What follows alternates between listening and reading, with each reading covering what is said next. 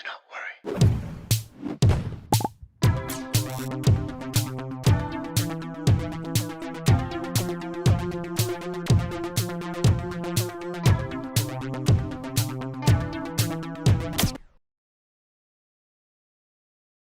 What up, everybody? I'm your host, Anthony, coming to you live from the heart of Lebanon.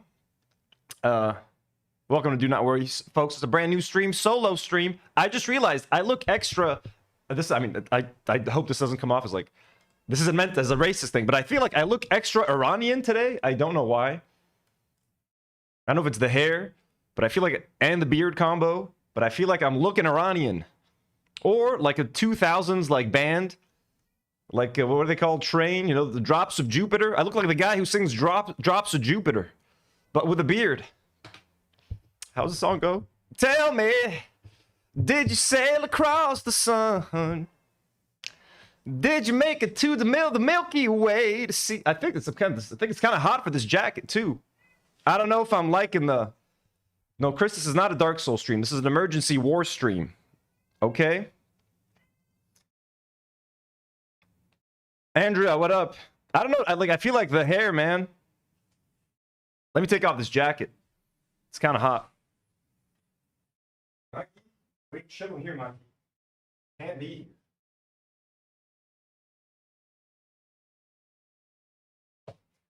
Okay. Too hot for that jacket. Welcome, everybody. We are currently under Israeli invasion. South Lebanon, which a lot of Lebanese people consider to be not part of Lebanon, weirdly enough. Them Israelis are at it again, folks. They want South Lebanon. They're going to use the excuse that they want to protect the north, North Israel, etc. Oh, but Hezbollah fired the rockets first. We were never intending on invading you, on occupying your land. But Hezbollah fired those rockets, so we have to occupy you now, don't you see? Maki no. Makuki. Welcome, everyone. How's everybody doing? Yahlo sahla. Stay out of there. Maki, no. Guys, before we get into all of the...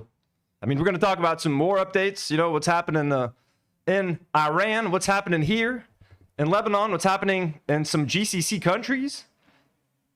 U.S. Embassy got slammed in Saudi Arabia. Like, shit's crazy. Yeah. First, before we get into all of that, folks, just a couple of housekeeping things. If you guys would like to support the channel, you can do so by becoming a member, folks. We got the membership goal up here. We're at 400 and, I believe, 25 members. We are at our goal for 500 members to reach by the end of the month. So if you guys would like to support us, members get an exclusive live stream every single week. You guys can also support us on Patreon, where Nour and Karine have released the first episode of their highly controversial fantasy board review, where they're reading bestiality books where bears have sex with vampires, apparently, and they're reviewing them. It's an hour and a half of content. It's wild on Patreon. People are loving it, folks. So if you want to support the channel and get some exclusive content and not support us via YouTube, you can do so via Patreon as well and get some special goodies. I also react to some Gordon Ramsay kitchen nightmares on Patreon. All exclusive stuff. So thank you so much for the support. Let me take a second to thank some of our lovely YouTube members, such as St. Gaia, Saint Gaia maybe, Gabriella Kirikian, ooh, Armenian, hello, Twisted Rage X, Sophia Loves Monkeys, Ramona Quim, W. Masiello, Center for Ants, ooh, hello Center for Ants, we hope you're caring for ants well, The Muzz TV, Newt, Pekka, Bat Pierogies, Lily Busy 94, and Caddy. Thank you so much, guys. We love you, whether you've been gifted a membership, whether you're out there gifting memberships, whether you've never paid for a membership in your life. We love you. We appreciate you. Thank you guys for helping us keep the lights on and pay the crew.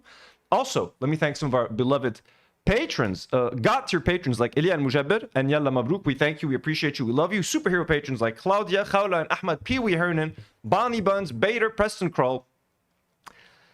Blonde patrons like Bum, Venusaur, Daniel Nechley, Mercedes W, Cold, Drew, and Morgie.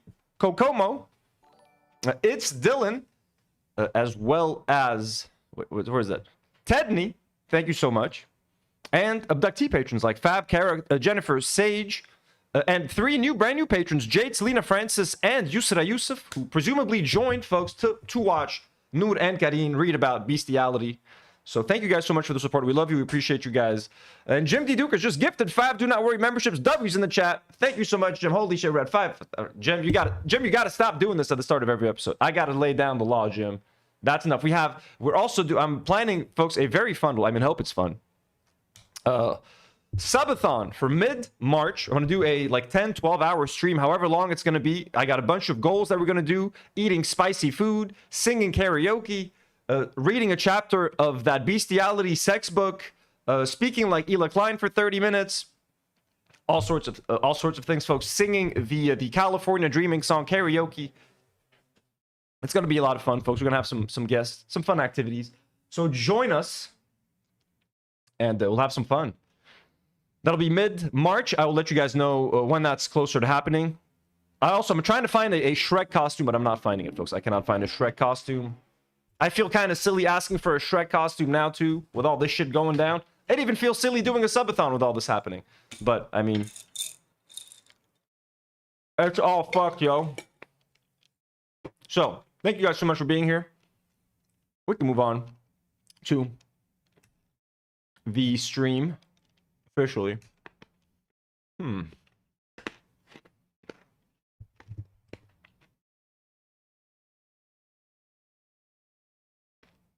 Damn, Sarah Huadat says in chat, I wasn't feeling well last night because my family and I, who were eating around 5:39 p.m. and around 6:30 p.m., they bombed near to my family. Damn, this is my family house in Genève. Sarah, we hope you're safe. We were glad you're safe. I know you guys have a nice Lego collection at home, so I hope that Lego collection is safe as well. You know what I mean? It's messed up, folks. It's messed up. Shrek makeup. Ooh, someone suggested goth makeup that Demi could do for me, so that could be fun as well. Also a tattoo potentially. You know, if we get to the max level, I will get a tattoo that you guys. You guys aren't going to choose it from scratch. I'll give you guys some options. You guys can pick one of the options. Anyways, today we're covering the war, and then later we're going to do some Lonerbox on H3. I'm very curious to see what he had to say. I haven't seen any of the clips online. We tuned them yesterday for 2 minutes. Not even 30 seconds or something. So we'll try to watch some of that later. Let's start with some updates. From, Iran. Let me just get some news. Let's get some Al Jazeera.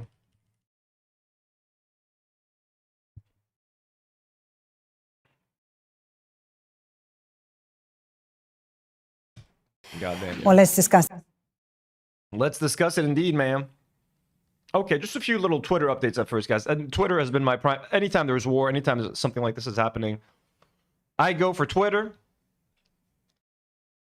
So this is a video from Tehran, a little compilation of how things are looking. This is what a country looks like when it's being liberated, folks. This is American and Israeli liberation at work.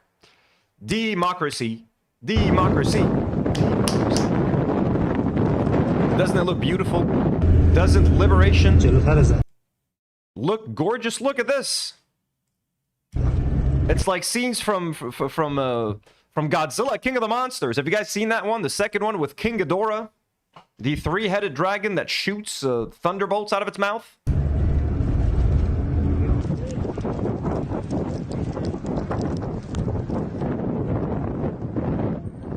I can taste the liberation, guys. You should see this man right here. He is being liberated. He's being liberated as fuck. He should be thankful for America and Israel for doing this. You're welcome, sir. You're absolutely welcome. Don't mention it.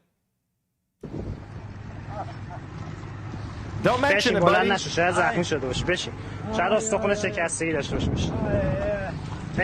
You're welcome. Would you like a Diet Coke with that liberation, with that freedom? Would you like some Levi's blue jeans, sir? Hey,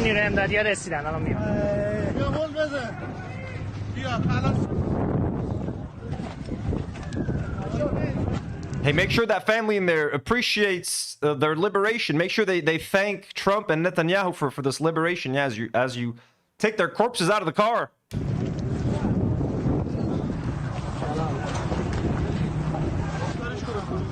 بذار باشه بذار همینجا باشه چی شد اینجا چجوری داشتیم راحت میشدیم زن بچه‌مون میشن اونجا اومدن نمیشه گیری به طرف دیگه آسیب دیدن همه زن بچه تو کجان بردم جلو تو آمبولانسن I wish I understood what they were saying, man. یا حسین آقا امدادی بیا اینجا آقا بیا اینجا امداد بیا Drac asked an important question, but was it a female pilot?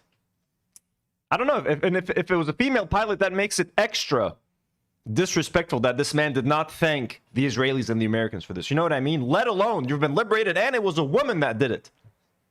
Say thank you. Ungrateful bastards.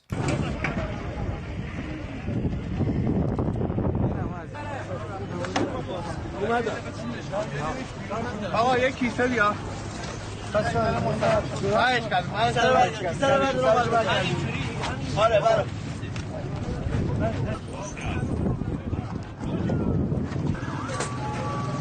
man. I mean, yeah. Liberation. And you have Iranians all across the globe cheering this on. I mean, yeah, crazy apocalyptic scenes coming out of there. A building belonging to Iran's Assembly of Experts, the body responsible for selecting Khamenei's successor, has been attacked by Israel. So more carnage, more destruction in Israel. In Iran, sorry.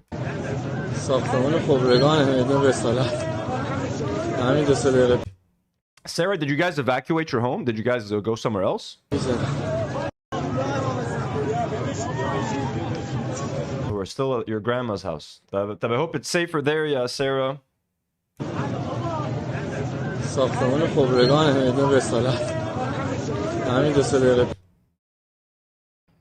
The US and Israel bombing campaigns have damaged the Golistan Palace in Tehran. The structure, built in the 15th century, is a UNESCO-listed World Heritage Site. If Iranian monarchists had an iota of decency in their DNA, they would be outraged about this. Yeah, I mean, yesterday we were looking at images from Tyre here in Lebanon, Tyre, that was being bombed by Israel. It also has like a bunch of beautiful ruins and sites, ancient ruins, like Roman era columns, like really beautiful stuff. And they're just bombing the living shit out of all of that stuff. God damn, man. Yeah, no regard for this. But again, this is liberation, folks. Liberation at work. Say please and thank you. Can I get a Coke with that, please? Pistachio says Tehran is being carpet bombed. Precious historical sites are being destroyed. Civilians are being killed, but dyed blonde hair Iranian diaspora are celebrating in the streets. Yeah, we're gonna watch a few of these videos of diaspora, like people celebrating and stuff. It's just like sickening, to be honest with you. Also, the U.S. Department of State is now warning all Americans in almost every single Arab country to leave, to get the fuck out of the Middle East, folks. If this is not a sign of what's to come, of how long they expect this thing to last. But the funny thing is that airports are now closed in most of these countries. Like people that are in the United Arab Emirates, people that are in Dubai, they can't fucking leave because the airport in Dubai is closed. All airports are fucking closed. People are getting their flights canceled to Beirut or out of Beirut. Like, it's kind of crazy. We have some footage of like an airplane flying out. This is, sorry guys, I keep cutting to this. This is the crew cam, which is not on currently. Don't we miss the crew, guys? I need to check if they want to come tomorrow. I don't even know if I'm gonna ask the crew to come tomorrow, guys, because like war and shit. Do we want them on the road? Everyone better be home, safe at home. Probably not getting around too much. So I might be doing this solo for the rest of the week. Maybe the girls can get together and do something for Patreon. I will get in contact with them, folks, and we'll let you know. But no promises. I might be doing this solo this week. It might be for the best. It might be safest. Okay. So, American citizens living in Bahrain, Egypt, Iran, Iraq, Israel, the West Bank, and Gaza. Good luck, because airports in Israel are closed as well. Jordan, Kuwait, Lebanon, Oman, Qatar, Saudi Arabia, Syria, United Arab Emirates, and Yemen. Depart now via commercial means due to serious safety risks. And why are they sending this? Well, because American embassies are being bombed. Any Middle Eastern country that has like American bases or American assets, bam, they're getting slammed. Now, we have a massive embassy here in Lebanon. I've showed it to you guys multiple times. But I don't think Iran's going to hit us. I think we might be spared of that because, I mean, look, if any country's has been helping out, you know what I mean? Iran and Palestine, it's been us. You know, it might not be our government officially. But we got, I mean, you want to see, you guys have seen that embassy? Look at that.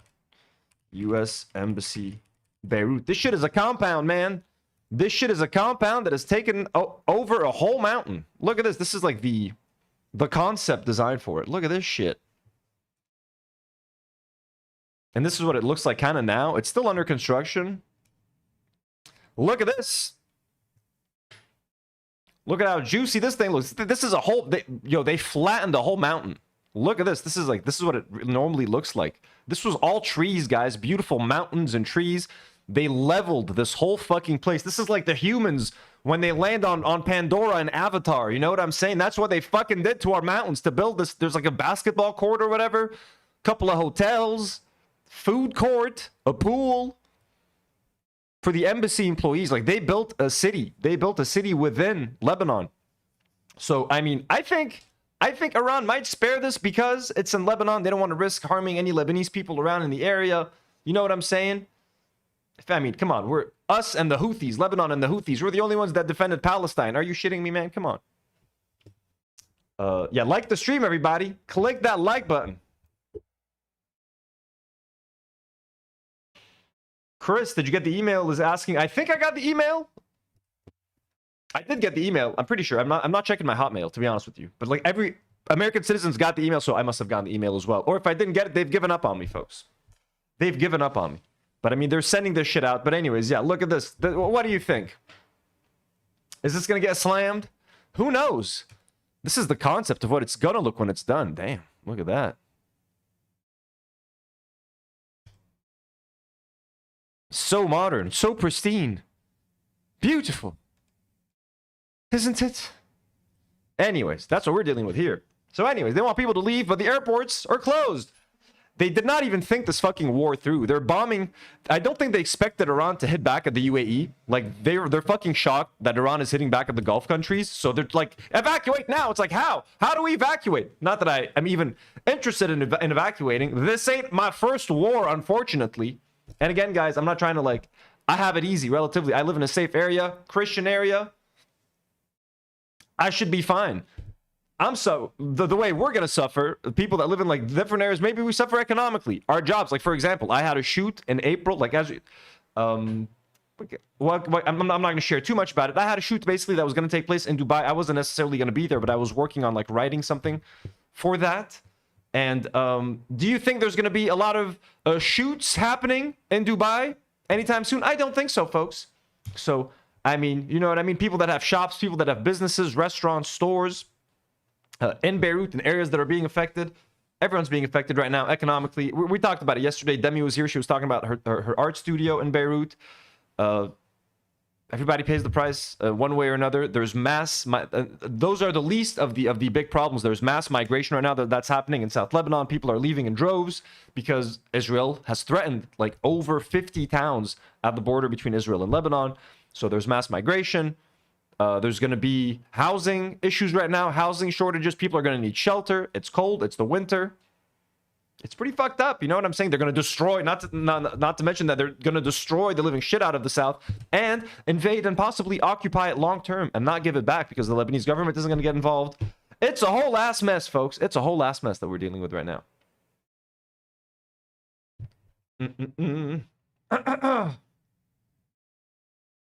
Clay Bentries, hello.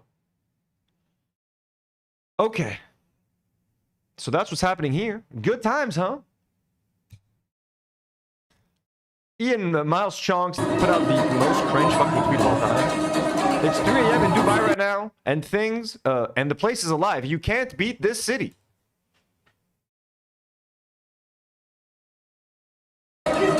This is what denial looks like, by the way. You know what I mean? Your city's got... This happens in Lebanon sometimes too, but at least we're used to it. We're not trying to hide the fact that there's bombs. In fact, in Lebanon, there was a video that went viral like last year with a man like playing jazz and then like Iranian rockets flying in the air. Like we embrace that shit. Dubai's trying to hide that stuff. Like, no, don't look at the bombs. Forget our airport's not getting bombed. Don't look over there. Just look at these people. Yeah, look at the bottles.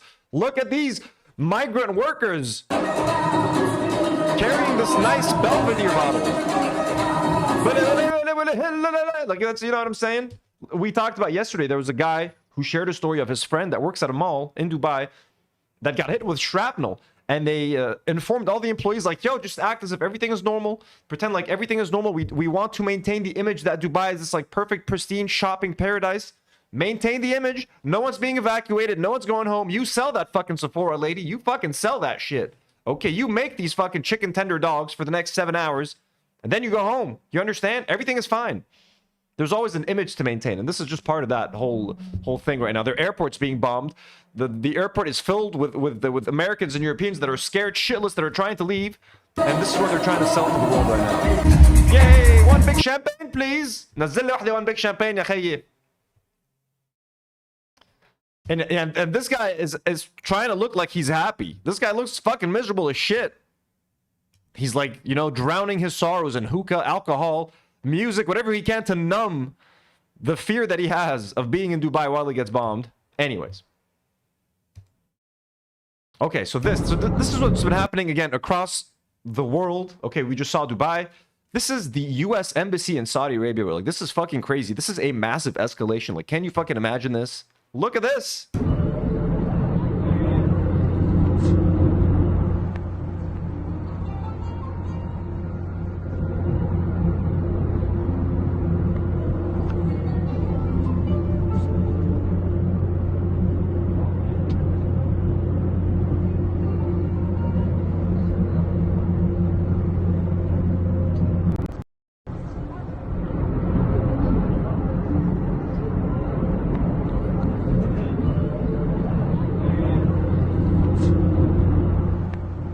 So there's the embassy has been hit. It's not footage of the attack itself, but the embassy has been hit, which is pretty fucking crazy. Mike M, holy shit, a member for 9 months. Yo, shout out to your families. Yo, thank you.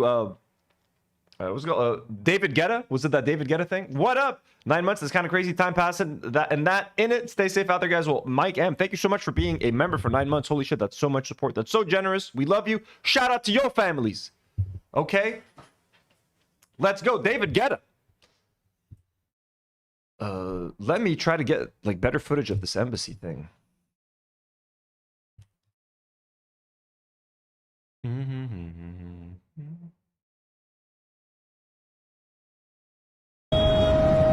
Shit, is that it? That does not look like the U.S. embassy. This looks like a parking lot.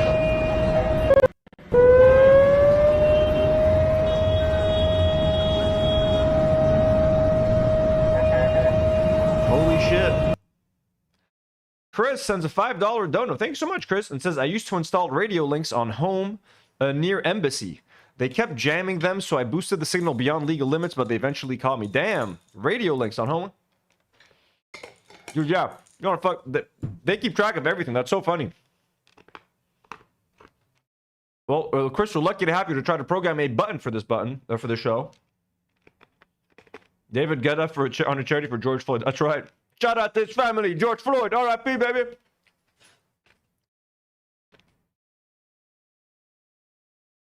Fucking Science Whiz Chris over here. You're like the guy they hire in movies. I mean, that's pretty fucking wild. 2 drones have hit the U.S. Embassy in Riyadh. Look at that. Caused a small fire and minor damage there. Meanwhile, the U.S. State Department has ordered the departure of non-emergency government personnel. Holy shit, we got just a €10 dono from DG or Hui. DG or Hui? Is that a super sticker? I can't see the sticker. Something is fucked with my... Can anyone see the sticker? I can't even see it on my phone. Is something up with Google where you guys can't see stickers? I can't even see anyone's display picture. Thanks so much for the generous dono, DG. That's so kind. Guys, let me know what the super sticker is. Personnel and their family members from Jordan, Iraq, Bahrain and Qatar.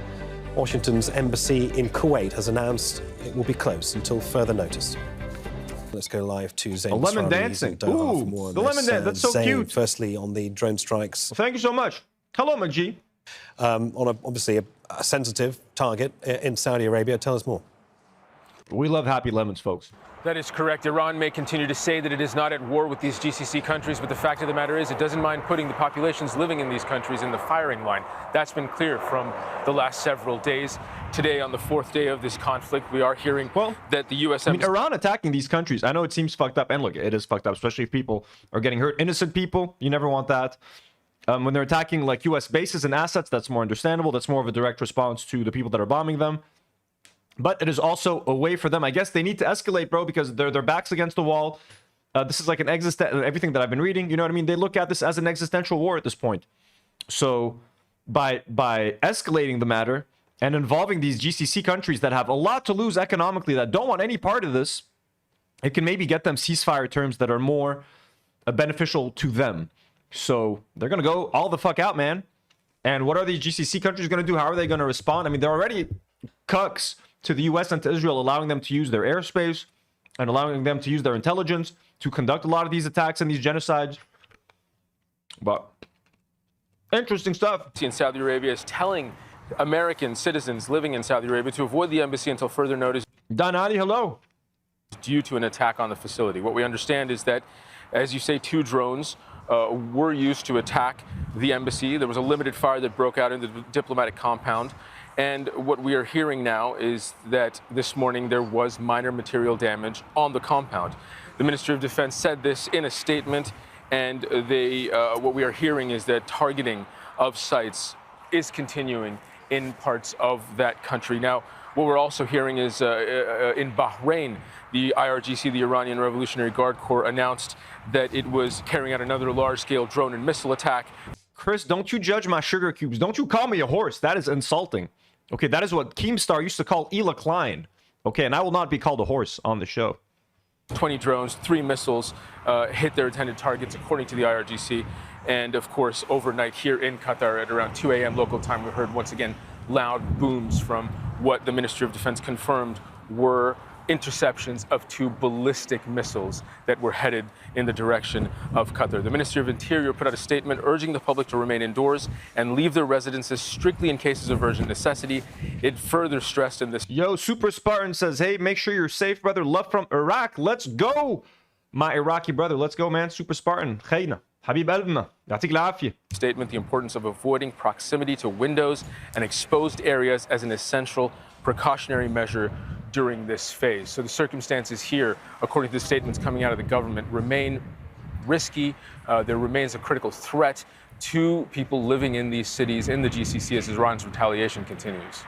And as a result, obviously, of that heightened threat, Zain, the US State Department, I understand now, has ordered the departure of non-emergency government personnel and their family members from Jordan, Iraq, Bahrain.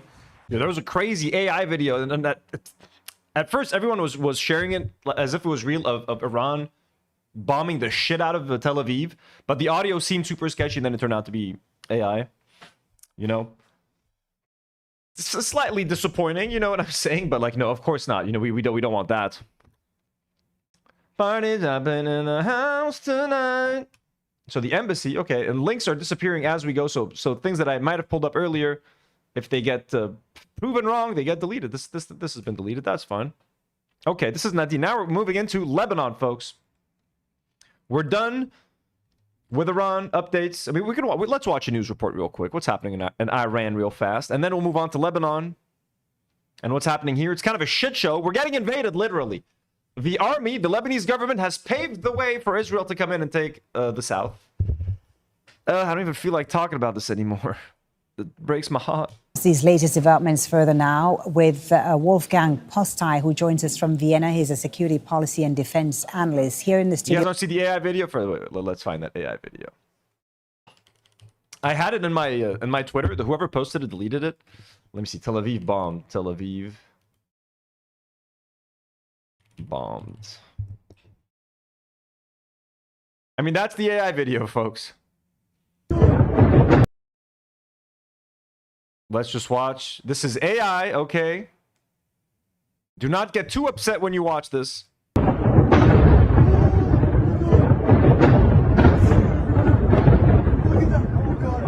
Aviv, I can't believe this. Yeah, just as soon as you hear the guy saying, "Oh, Tel Aviv, I can't believe this," it's like I was like, come on, that's some bullshit.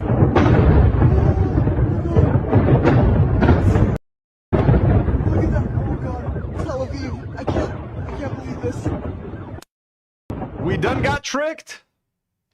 We done got tricked, folks. Okay, let's see what this guy has to say. What'd you have to say, sir? What'd you have to say for yourself? Goddamn, why you look so upset, dude? You're not being bombed right now. You're chilling. Look, you got a Wilson football, NFL football behind you. You got an eagle of sorts behind you on your shelf. Some nicely varnished wooden shelves. Better varnishing than I did on my shelf. A fine collection of books. Why are you so upset? What's wrong with you? Get that football out of the box. Why is it still in the packaging? Let it free. Let it feel the air as you throw the pigskin around. Isn't that what you Americans say? Let's throw the pigskin around, son. Want to play catch? No, Daddy, you're always sad. Every time I see your why is his son British? Here in Doha, we have Mohammed from Vienna. He's a security policy and defense with Wolfgang Why is he so grumpy Postai, who looking, joins dude? us Yeah, from Mike F says he looks like the grumpy cat meme. Vienna. He's a security policy and defense analyst. Yeah, Here cool eagle. Like what? The eagle alone should make you happy. in the studio in Doha, we have Mohammed Al-Masri, professor at the Doha Institute for Graduate Studies, and Al Jazeera's Rasul Sadar, who's reported extensively from Iran. Rasul, let me start with you, in fact. Why is Iran attacking Gulf states' energy infrastructure, and how is it gaining the outcome? Well, for Iranians, I think they have been quite clear. Now, what they're implementing is what they have been saying in the last couple of weeks. So again and again, we have heard from the Iranian officials that in case of the war, they're going to do two things. First, they're going to raise the cost for Washington and to force Washington thinking twice. Gulf states' energy. I know this is important news coverage, but we have more important things to do here on the show. You know what I'm saying? Come on, let me zoom in, you motherfuckers. No, what is this? Give me the image in the new tab. Image in new tab. Yes, thank you.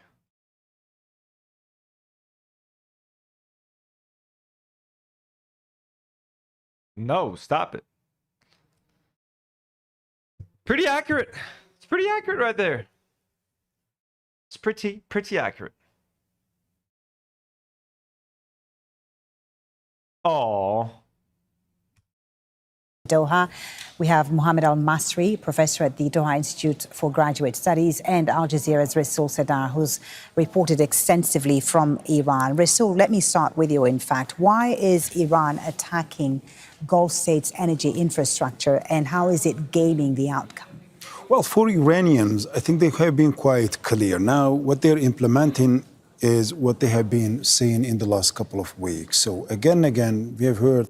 Menno says, hey man, hope you guys are safe. Thank you. And everybody who's sending well wishes in the comments, thank you so much. Again, I am safe. I live in a relatively safe area. I mean, safe, very safe compared to everyone else. I mean, it's just the unpredictability of all of this. You know what I mean? Just the unpredictability of our lives. People getting killed. Obviously, we have over 300 people dead. Forget about me at this point. Like, whatever the fuck we're dealing with here is secondary. We got people in the live chat that are like that are having to evacuate their homes, and you know what I'm saying? I feel guilty even complaining.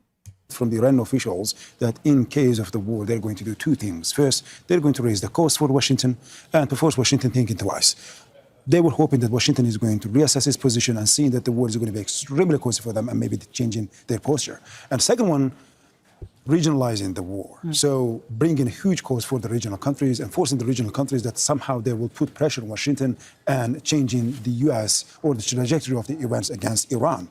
So here, they are implementing these two. Yeah, like you gotta guess that, like now the UAE, everyone's like telling the US like, yo, this can't fucking go on, man. We can't be fucking bombed. You can't have Saudi Arabia being bombed. You can't have Dubai, a tourist destination that sells itself on like being a premium luxury destination for people, getting fucking drone attacks by Iran in malls and in hotels. It's like this can't fucking fly. So this is creating immense pressure to find some kind of solution. You know what I mean? And what are they going to do? Is Trump going to try to militarily take care of this diplomatically? What is going to happen? As the strategy of the deterrence. Now they have started, in the first day, they have started by attacking the U.S. military facilities, which by many it was understandable. Right. However, but no one expected them to go as far as attacking energy infrastructure. They were hinting that. Were they? Okay. Because the Fars News Agency, which is affiliated with the Revolutionary Guards, constantly was sharing the pictures of the energy facilities across the region. And now, so they are heating the energy the facilities and the airports. This is where it hurts most because the whole image of the Gulf is based on that. that. Right. However, my concern is that if that will not be enough for Iranians to see that the regional countries are not putting enough pressure on Washington, then the third stage could come. And in the third stage, Iran could start targeting the strategic depots that are preserved for the wartime, such as food depots and the water supplies. And if that is not good enough, in the fourth stage, I mean, look, if you're going to attack something in Dubai, and I'm not here to give anyone any ideas, but we did talk about Dubai's poop trucks yesterday, how they don't have proper sewage systems, or not all of their buildings are connected to the central sewage system in Dubai. So, for example, Burj Khalifa, the world's tallest building, shovels like 7 tons of shit per day. People are shitting in that building. They put the shit inside a truck, and then they drive the trucks out into like the desert or into anywhere else, you know what I mean, maybe to the sewage facility, and then they empty out the shit separately.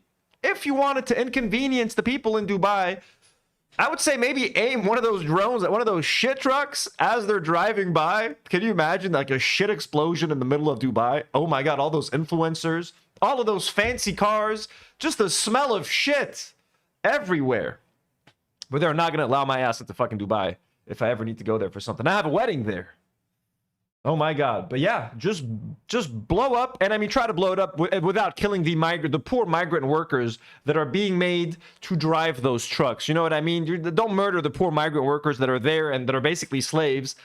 Try to spare them. You know what I mean? But just blow up once the shit trucks are parked somewhere, blow them up. Blow up the shit trucks. Let's have some fun. That will go fucking viral. It could start attacking the residential areas, saying, well, if our children are dying, then your children are also going to be harmed. That is quite concerning. Mohammed, before I come to you about how might Gulf states respond, I just wanted to ask Wolfgang about the Iranian strategy militarily. Does the pattern of strikes that we've seen from Iran, Wolfgang, suggest a deliberate campaign against these targets, or something more fragmented? Tell us, Grumpy Cat. What is making you so grumpy? Then improvise. Well, it's in part an organized campaign as far as it is centrally controlled from Tehran, and in parts it's more improvised, especially regarding to some drone site commanders. Okay. Wait a second. I thought this guy was American for a second. Forgive me, but like you have two quintessential American things behind you, sir. You have a fucking eagle, which I don't know how Americans got to claim the eagle as their symbol. Somehow it happened. Let's go with it. Okay, you got an eagle and an NFL fucking football. Where are you from, man? Wolfgang Pustai? I'm sure he's great. But why? This was, I was just not I forgot his name was Wolfgang. If I had heard it, I would have expected the accent had I remembered his name was Wolfgang. But focusing so much on that football and eagle, I was thrown off. Are not really in touch with their headquarters in Tehran anymore, and who are allowed to strike targets. I love football. My favorite team are the Mariners. Don't you love how? I mean, I know there's some concussions that come from football, but it's such a... I don't know, it makes me feel alive as a sport. I do not like the Mannschaft when I watch the football here, the actual football. I do not enjoy it. I do not like players like Michael Ballack and Schweinsteiger. And, guys, the German football players that I know are old as fuck. Oliver Kahn. I do not like the Oliver Kahns and the Michael Ballacks anymore. I like players more like, God, what are their fucking names? I'm trying to remember. What are some German player names? I can't remember any German player names, guys. What are they called? Goddamn. Okay, Michael Ballack. Oliver Kahn. Schweinsteiger. I've already said Schweinsteiger. Guys, Schweinsteiger. Who else do we have, guys? What other German football players are there? Paul Scholes? No, that's from the UK. Ferdinand? Also UK. Ronaldinho? No. Müller, yes, Schnitzel. Schnitzel isn't a player, but that a player called like Schnitzel. Cruz, Fadil Khatib, like Florian Wirtz. Marina and Chris, why are you guys? I like Schnitzel too, but that's not a player. Klinsmann, that's right. Podolski, yes, Podolski. I remember those guys. Philipp Lahm, I remember Philipp Lahm. I went to college with a guy that looked just like Oliver Kahn. His name was, I don't need to say his full name. His last name was Libby. God damn, that motherfucker looked like a young Oliver Kahn, man. Had the mouth and everything. Anyways, that's enough. That's enough football talk. Oh, the Germans! Philipp Lahm! I remember Philipp Lahm. I remember that shit. I believe makes most sense. Let me briefly add with regard to the likeliness of an extended air campaign of Iran against civilian and infrastructure targets in the Gulf states. It is certainly not in the interest. Whoa. Sorry, I keep interrupting, guys. A man with long last name is saying, what the fuck is a schnitzel? Are you kidding me? A schnitzel is it is a delicious piece of some kind of meat. It could be poultry, or it could be perhaps some kind of veal or beef, even perhaps. It is battered really thin, and then it is dipped in a mixture of egg and flour and milk. Flour first, then egg and milk, and then delicious breadcrumbs. And then you fry it. You fry it. It is a delicious. Here in Lebanon, we call it escalope. It is delicious. It's big. You know what I mean? Just really battered, flat piece of like chicken or veal. You know, coated, fried, delicious with a little bit of lemon. I love it with a little bit of Dijon mustard on the side. Some chips or some French fries, some salt and pepper. Mwah. Oh my God, I would kill for some schnitzel right now. That's what I can say. Jim D. Duker sends a generous $5 dono and says, careful of the schnitzel, they're using schnauzer. What is schnauzer? I gotta know. I'm not gonna pretend to know what schnauzer is. Oh, dog? No, come on. Is that a dog? Come on, Jim. No, poor little Schneider. Someone said it's so bland. What's bland? Chris, it's not bland. Are you crazy? We love escalope, Chris. That shit is delicious. Okay. Not in the interest of Iran to become the subject, the target of retaliation of the Gulf states. One must be aware that not only the airports of Qatar, but also Saudi Arabia and the United Arab Emirates have hundreds of modern sophisticated fighter jets, and Iran cannot have any interest whatsoever to become subject to airstrikes from these powerful air forces. Mohammed Al-Masri, on the possible retaliation of Gulf states, they have so far... Yeah, but these air forces, I don't think they want to hit Iran, bro. Like, they have the capability. Sure, Saudi Arabia has access to a lot of fancy weaponry. Most of it's supplied by the United States. But, like, if Saudi Arabia goes into open war against Iran, Iran is going to rain fucking drones all over and rockets. They don't want that. They don't want that for their people. Again, Saudi Arabia is supposed to be the new capital of e-gaming, folks. You want to think of video games? Forget the war in the war in Yemen.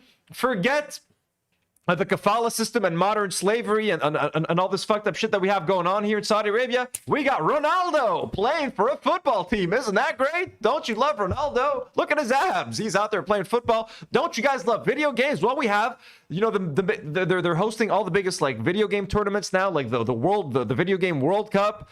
They've taken over boxing. They're trying to take over combat sports. They're trying to do sports washing, esports washing, whatever it is. You think Saudi Arabia wants to get into an extended war with Iran right now and get fucking blasted every day? No, they don't.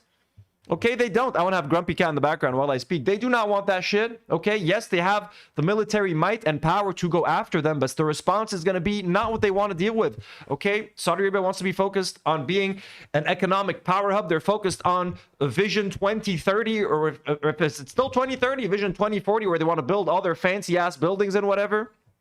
That's what they want. That's what Dubai wants. You think the UAE or Bahrain want to get into a battle with Iran where they're going to indiscriminately fire rockets at their like hotels and just ruin their reputations as stable business hubs and luxurious destinations and stuff? No, they don't. So, I mean, that's how I see it. Chris says, I had the authentic in Austria. It's very white, bland. Well, eat mine. أنا بعمل لك escalope. I make a fine schnitzel. I haven't made schnitzels in a long time, but you can make a schnitzel be delicious. It's all when you season. You got to season your crumbs. If it's just like breadcrumbs, that's it. It's going to fucking suck. So you got to put a little bit of curry powder in there, some chili powder, some salt, some pepper, some paprika. Really make the crust taste delicious. You know what I'm saying? And then it's going to be just a delicious piece of fried chicken, and then have some nice french fries on the side. Make a nice selection of dipping sauces. I like to have 3 dipping sauces usually. 2 usually. At the very least. I get my Dijon mustard. Delicious. I get some sweet chili sauce as a second option. And if I want to be fancy and have a third sauce option, I'll get some hot sauce in a third one. You know what I mean? And for the french fries, I might even have some ketchup for the french fries. Season your french fries really well. I put a fuckload of seasoning on my fries. And that's how you enjoy a schnitzel, and even a little squirt of lemon. Stop calling it bland, Chris. Appear to be cautious about direct military involvement. Do you see their position as primarily a deterrent message Or is there a scenario where they could be... Clay's asking, do you think that China would get themselves involved with the war in Iran as well as North Korea? I don't think they'd get involved, at least not directly, but this might be the first front of what is going to expand into a global war. Who knows? Actively involved militarily? Well, I do think there's a scenario, and I think it depends in part on some of what Rasul was saying, kind of the extent to which Iran is going to apply pressure. But I've been saying for a couple of days now, I see this response or potential response one of two directions. Either they could really ramp up pressure on the U.S. administration, basically tell the Trump administration that enough is enough. We can't tolerate this any longer. You need to stop this war and apply pressure on Netanyahu to make sure that he stops from his end as well. That's one possibility. But do they have that leverage today? I think the Gulf states have quite a lot of leverage. I've said this in many contexts over the past couple of years. They have a lot of leverage. There's a huge amount of economic investment that the Gulf countries provide to the United States. They've pledged upwards of, depending on the estimates, potentially $2 trillion, right? It's an awful lot of money. That's one thing that's just one lever that they could pull. And there are other, there's oil and natural gas prices that they can manipulate as well potentially. But the other possibility is, and this is more to your point, they could take a more aggressive stance toward Iran and either engage Iran directly, which I think at this point remains very unlikely, or they could open their bases up to the Americans. Let's remember that they've told the Americans so far that they do not want these bases to be used for attacks on Iran. But if they were to allow the Americans to do that, then that would provide even greater edge to the Americans and the Israelis. That, though, is also unlikely because they will then be seen as cooperating with the Americans and the Israelis. They're in a very difficult position, aren't they? Rasul Wolfgang made an interesting point. This is a pretty smart move from Iran. It sucks, again, I mean, having to bomb other countries like that and the innocent people that are on the ground. But they're really putting the U.S. and Israel in a precarious position by putting the Gulf countries in this really tricky position where they don't want to engage, they don't want to get involved, they don't want to escalate, but Iran is ready to because they got nothing to lose at this point. About reports that Iranian drone operations are not fully centralized. What do you know about the current state of command and control in Iran following the killing of the supreme leader? How in control are they of the military? I think one of the first... Sorry, it's a little frozen. Come on. Come on, buddy. Got too many tabs open, folks. Let's go. What else is going there? Let's see. Let's watch Trump talking about it. Nearly 72 hours after the U.S. and Israel started bombing Iranian military and civilian targets, the official notification from U.S. President Donald Trump to Congress about his decision to declare war. The threat to the United States and its allies and partners became untenable. It is not possible at this time to know the full scope and duration.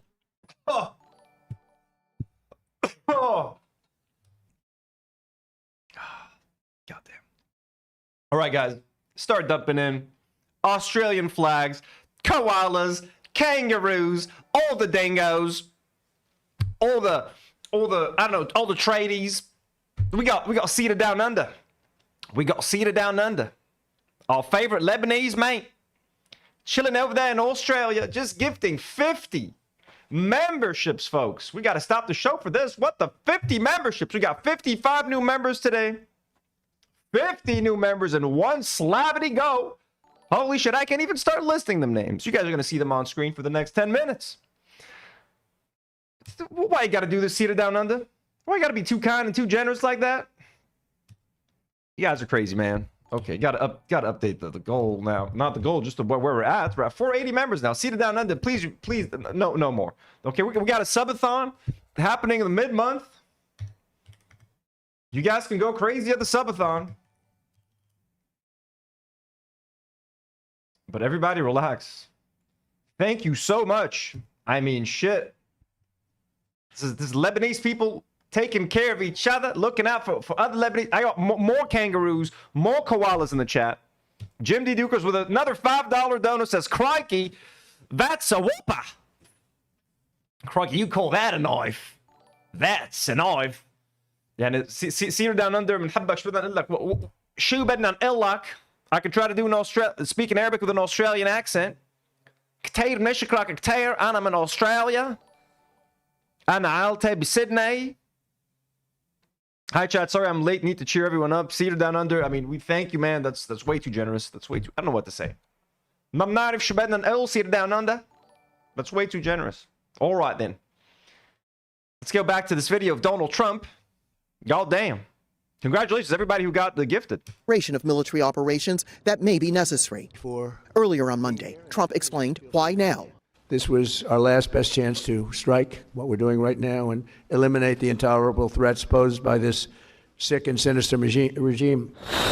A point the U.S. military later stressed on social media.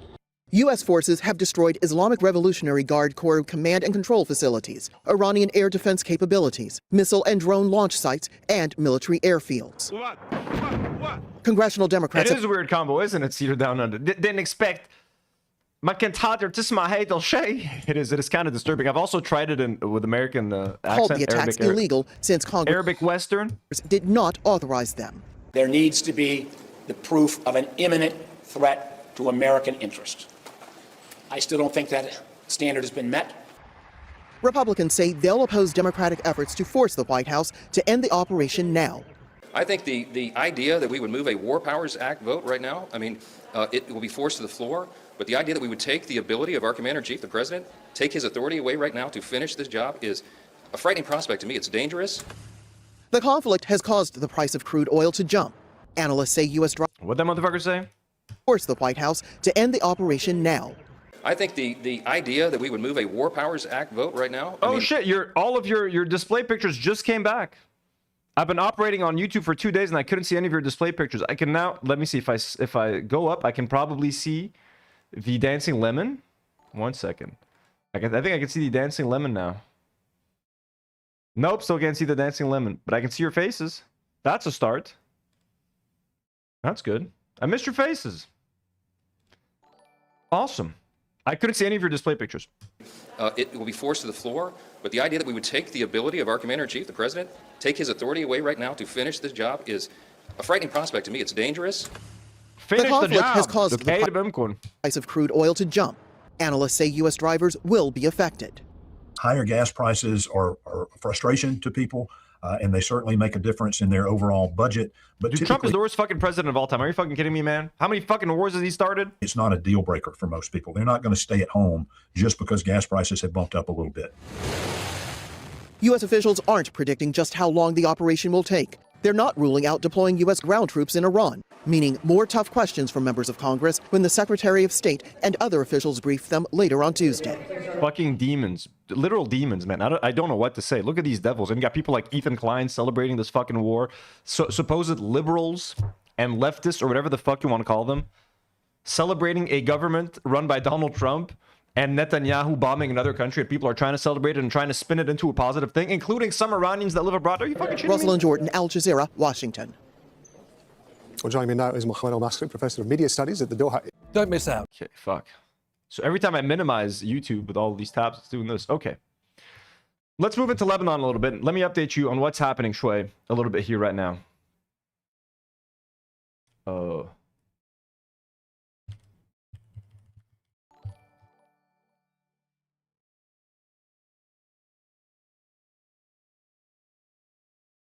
Jim says Andrew Jackson was worse. It's an old U.S. president from Jim. Let us know. Give us some history lesson. No super chat, just a regular chat. Give us an Andrew Jackson history lesson, Jim, please, if you'd indulge us, sir. So in Lebanon, as you guys know, we talked about Hezbollah 2 nights ago, fired like 3 rockets towards Israel, leading to an Israeli attack on Lebanon. Now, obviously, there's debate. Israel has been wanting to attack the south and take over the south and invade the south and occupy the south for a long time. Did Hezbollah's attack actually change that? Was Israel going to do it regardless? Some people say yes, some people say no. There seems to be some intelligence that suggests that there's even a video of like Israelis debating it live on TV. Like, should we attack South Lebanon? And then they get the news that Hezbollah is attacking them like while they're filming. I think that's the footage. We're going to watch it together anyways. But anyways. So Lebanon is now being invaded by Israel. The Lebanese government was tasked by the U.S. government and Israel a year ago when the ceasefire deal was made to basically strip Hezbollah of their weapons. Okay, strip Hezbollah of their weapons. You need to be the only, the Lebanese government and the Lebanese army needs to be Lebanon's sole defense mechanism. You can't have, Hezbollah and what they deem to be like an armed and violent militia running your country, essentially. You need to control their weapons. You need to control Lebanon's defense. Obviously, the Lebanese government isn't capable of disarming Hezbollah. Hezbollah is more powerful and more capable than the Lebanese government. If the Lebanese government tries to take Hezbollah's weapons by force, people fear that it might lead to some kind of civil war. So the Lebanese government has never tried to forcibly take their weapons. It's been this unsolvable problem for quite a long time. And that's assuming that Hezbollah should give up their weapons. Why should Hezbollah give up their weapons when the South is always under threat and when the Lebanese government and the Lebanese army are unwilling to defend South Lebanon? And just like they're doing now, they literally ordered the Lebanese army to leave and evacuate the South, to evacuate border towns, and to allow the Israeli army to come in. I think what Lebanon's logic is, what the Lebanese government's logic is let's just not provoke them. Let's just let them do their thing. They're going to get into they'll go to the south, they'll do their thing, and maybe they'll leave if we ask them nicely. The thing with Israelis that we need to understand is that they don't leave. Once they take land, they don't give it back. They don't intend on giving the South back. So the only people that are going to defend the South right now is Hezbollah. Now, I criticized Hezbollah's decision for firing the rockets yesterday because I was like, why would you drag Lebanon into another war? Even though knowing perfectly well that we were probably going to get dragged into this war regardless. But I'm just emotional, okay? All our lives here are being transformed. Lebanese people don't have a single month of fucking stability. You start to build your life back up, then you get into another war. People don't know what the fuck they're doing. Travel plans get shifted. That's just personal petty shit, okay? You got people that are being forced out of their homes, people that are dying, people that are losing their lives, people that are going to be homeless for the winter, people that were just rebuilding their homes from the last war that now have to rebuild their homes again, or that are going to lose their land forever. Because presumably there's a chance that Israel never gives back the land. We're going through all of this shit now. So anyways, is the Lebanese government right for doing what they're doing? Is the Lebanese government right for going after Hezbollah? Is the Lebanese government right? Of course, I don't think they're right in allowing Israel to just come in and take over our land. So let's see. Jim says racist, anti-indigenous, Trail of Tears was one example of his evils. God damn. We will need to look into the Trail of Tears. That already sounds horrific. Sarah says, hey, do not worry. Did you know that Mustafa al-Natur, aka Bricking, is near to my grandma's? No way. Oh, shit. So, and your grandma's house is safer right now, you're saying? So I hope they're safe. And speaking of which, I got to move on that cantina.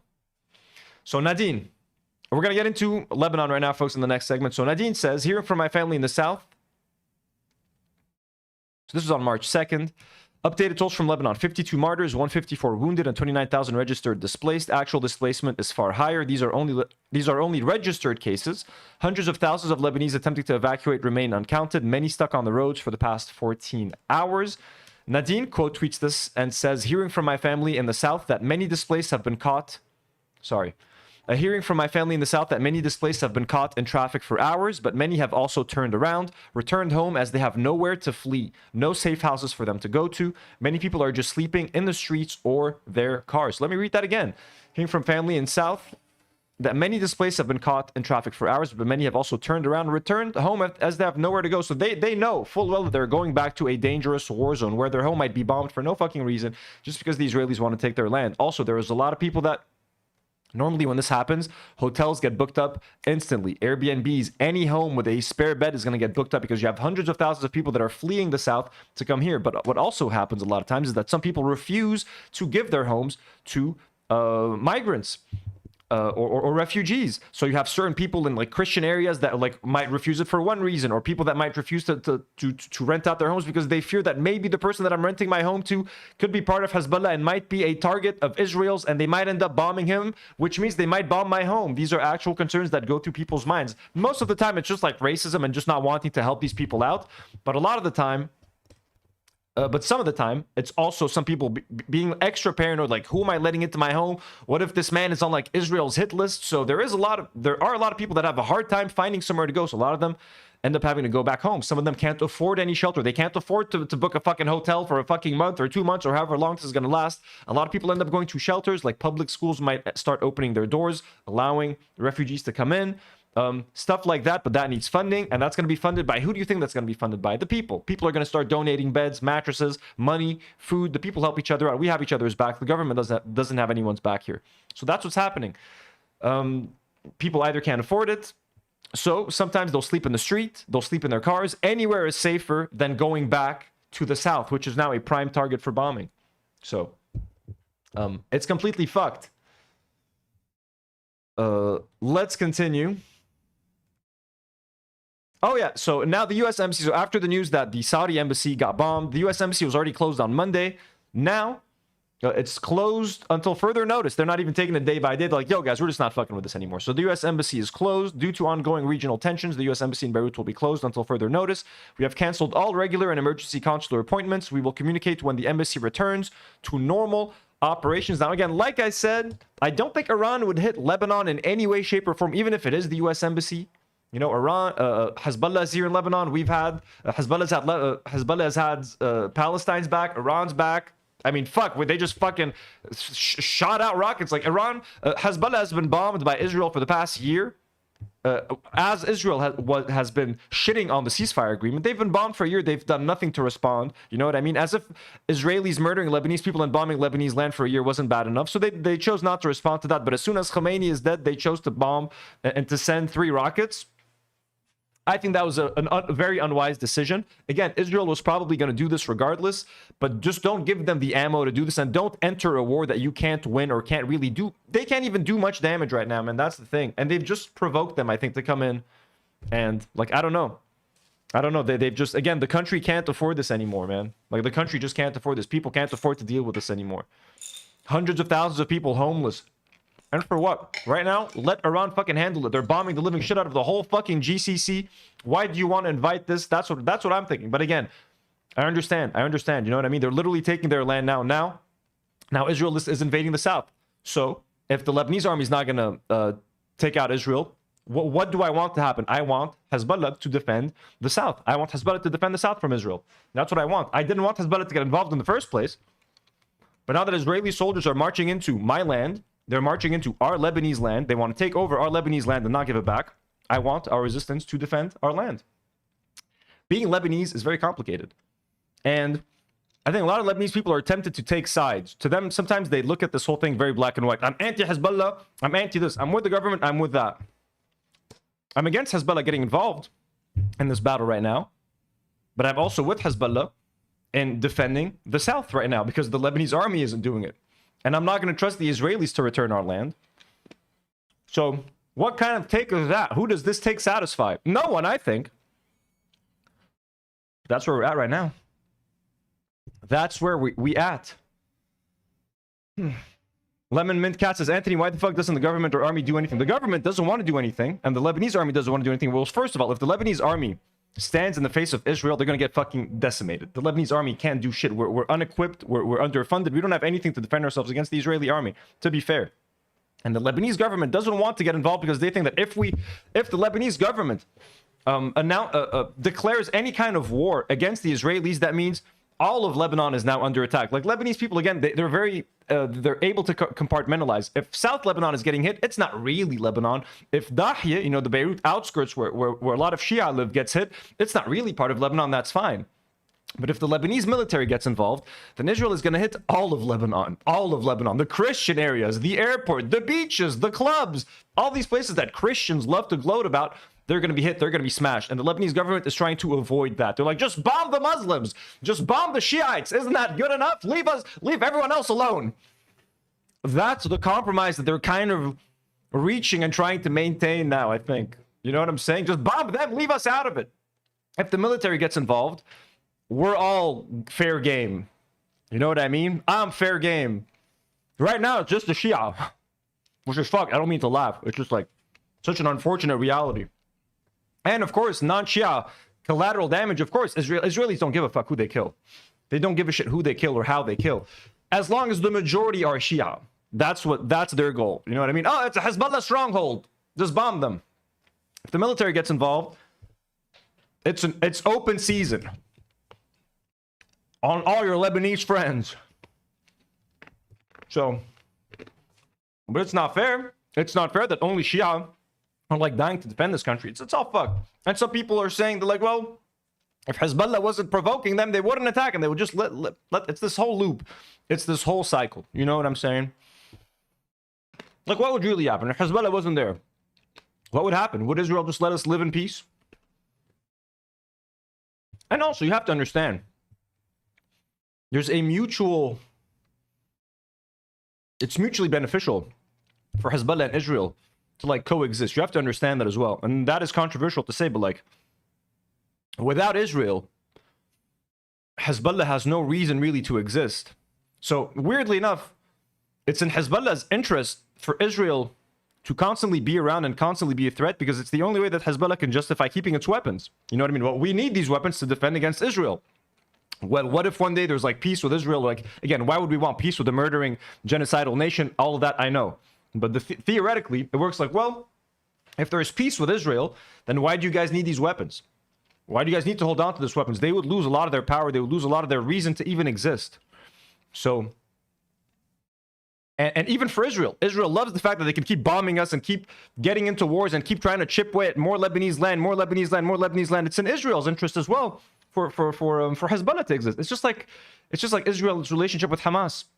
Netanyahu was funding Hamas indirectly, because it's in his interest to be like, well, look, with Hamas there, we need to involve ourselves in an attack and do all of this in Gaza. Hamas was a way for Netanyahu, you know, to be more involved with Gaza. You could say the same about Hezbollah in many ways. You know what I mean?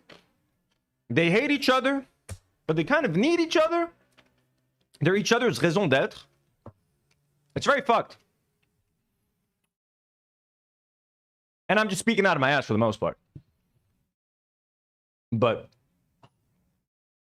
it's just complicated. You know what I'm saying? So the embassy's closed. Now, let's get to some badass photos, okay? Khiam, this is a photo from Khiam, Lebanon. We got a nice little hajj, a Lebanese lady with a Lebanese little kitty stepping on an Israeli flag, folks, as it needs to happen. This is what needs to happen, folks. I love this picture. This is such a legendary picture. Beautiful, good little kitty. Good little kitty. Wipe your paws on that nasty flag. Again, this is not an insult.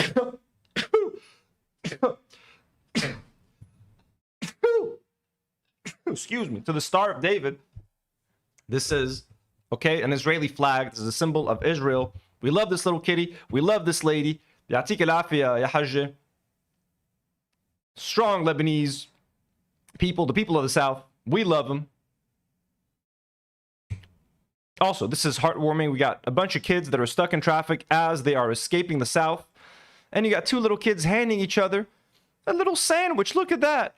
One, presumably, perhaps this little child is hungry. Maybe they're related. I don't know the story, folks. I just saw these adorable little Lebanese babies. And I'm like, oh my God, my heart. Heartwarming as hell. Look at this. Look at these kids. Even in the darkest moments, when people are facing uncertainty, death, fear, you know what I mean? You don't let that stop you. You don't let that stop you. Lebanese people are kind. We're generous. We help each other out. We don't have a government that fucking helps us, man. The Lebanese people have been abandoned by the world, man. The world is the Palestinians have been abandoned the most. Listen, all Arabs have kind of been abandoned. Lebanese people as well. You know what I mean? Luckily, Lebanese people have a strong presence. Like every country Lebanese people travel to, they tend to thrive. They tend to do well. We have big communities in many countries, so we do have a little bit of sway. We do have a little bit of control, like over our fates, more control over our fates. Like at least the world recognizes our country as a country. Palestinians have no fucking hope or chance because people don't even see their country as a country. You know what I mean? At least our country is recognized as a country. They can't step on us as easily, but they can step on us, and they are trying to step on us. But at the end of the day, who's got each other's back? We do. We have each other's backs. These little babies do. You enjoyed that sandwich. Maybe there's a little bit of ham and cheese in there. Maybe not some ham, obviously. Maybe some turkey if our little sister is Muslim. Maybe some turkey and ham. Maybe some cream cheese. Maybe nothing. Okay, maybe there's a bit of chocolate in there. Whatever it is, sahteen, enjoy. Little babies. Little Lebanese babies. Brendan says, baby Casanova. Maybe he is little Casanova. Maybe he's starting young. He found a woman that he loves. He's like, listen, baby, you getting that pain, you be getting that sandwich, lady. Okay, I could eat it, but I'd rather give it to you, lady. You have captured my heart. Anyways, a little heartwarming moment. And now back to destruction, folks. Destruction. Israel has struck and destroyed the headquarters of Al Manar TV in Har Tahrik. We talked about that yesterday live while we were filming. They sent out the warning. They're going to bomb Har Tahrik. It's an area in Beirut. Al-Manar TV is a TV station affiliated to Hezbollah.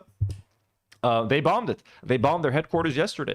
Israel has struck and destroyed the headquarters of Al-Manar TV in Har Tahrik, a densely populated suburb in Beirut's southern district. Al-Manar is a television network affiliated with Hezbollah. And yes, just because it's a TV network affiliated with Hezbollah doesn't mean that the buildings around it aren't regular, normal apartment buildings with regular-ass Lebanese people fucking living there, trying to live their lives, pay bills. Just be themselves, man. This is an attack in Saida, I believe. Allahu Akbar. مركز الجماعة خد حلويات البابا. This is Al Baba Sweets, folks. They almost destroyed Al Baba Sweets. Can you imagine that? Allahu Akbar. That's so fucked up, guys. الجماعة خد حلويات البابا. Allahu Akbar. Allah Allah ya Baba. Yissalam alik ya Baba. Smoke rising after violent raids on the city of Sidon, southern Lebanon. So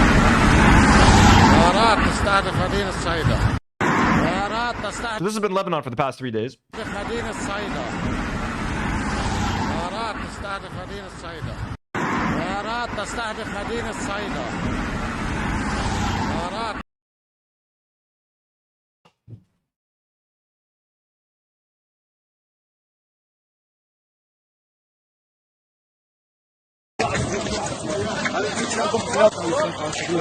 Here we have footage. Israel bombed and killed paramedics in the town of Siddiqui in Lebanon. That's fucked up. Again, nothing. I mean, it's fucking crazy, man.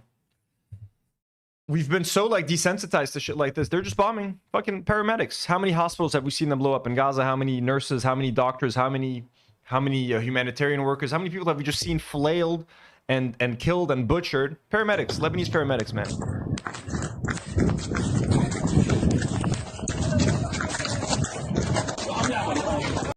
There's no limit to their evil. They'll bomb an ambulance, they'll bomb an aid truck. Doesn't matter. Doesn't matter. This is an attack on Ard al-Hassan branch in Hirmil, next to residential buildings in a populated area. Again, look at this. Look at this.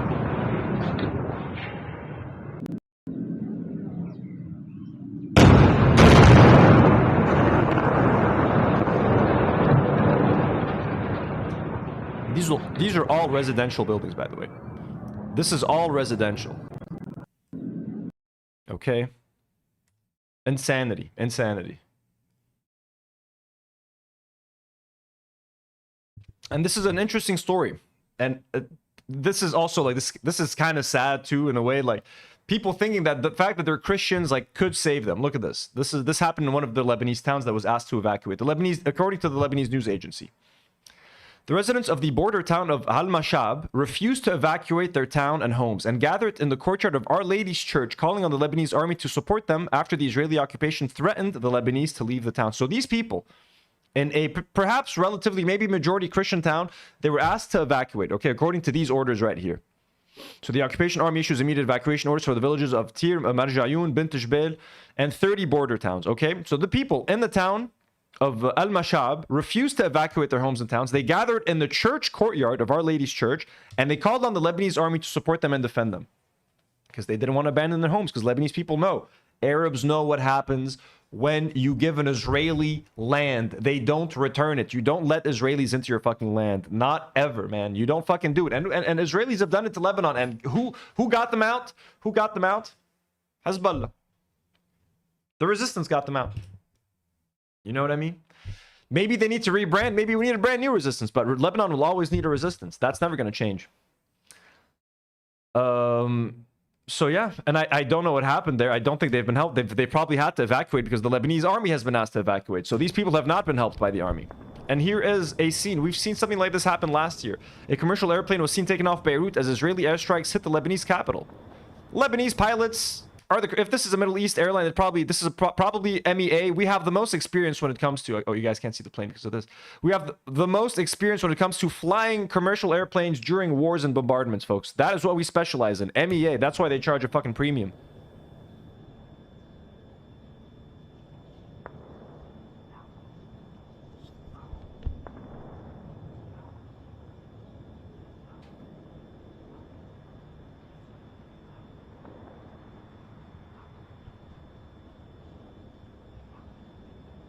So here's Beirut in the background. Smoke coming out.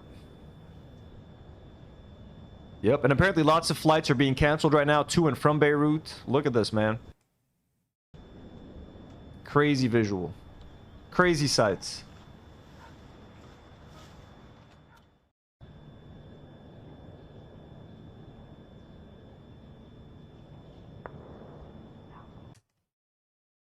There was a very viral picture last year. Let me see.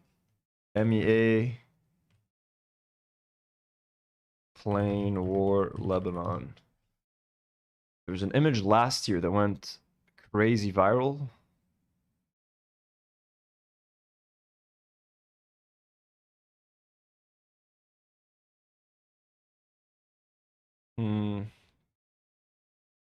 No, I don't think it's here. I don't think I'm gonna find it here.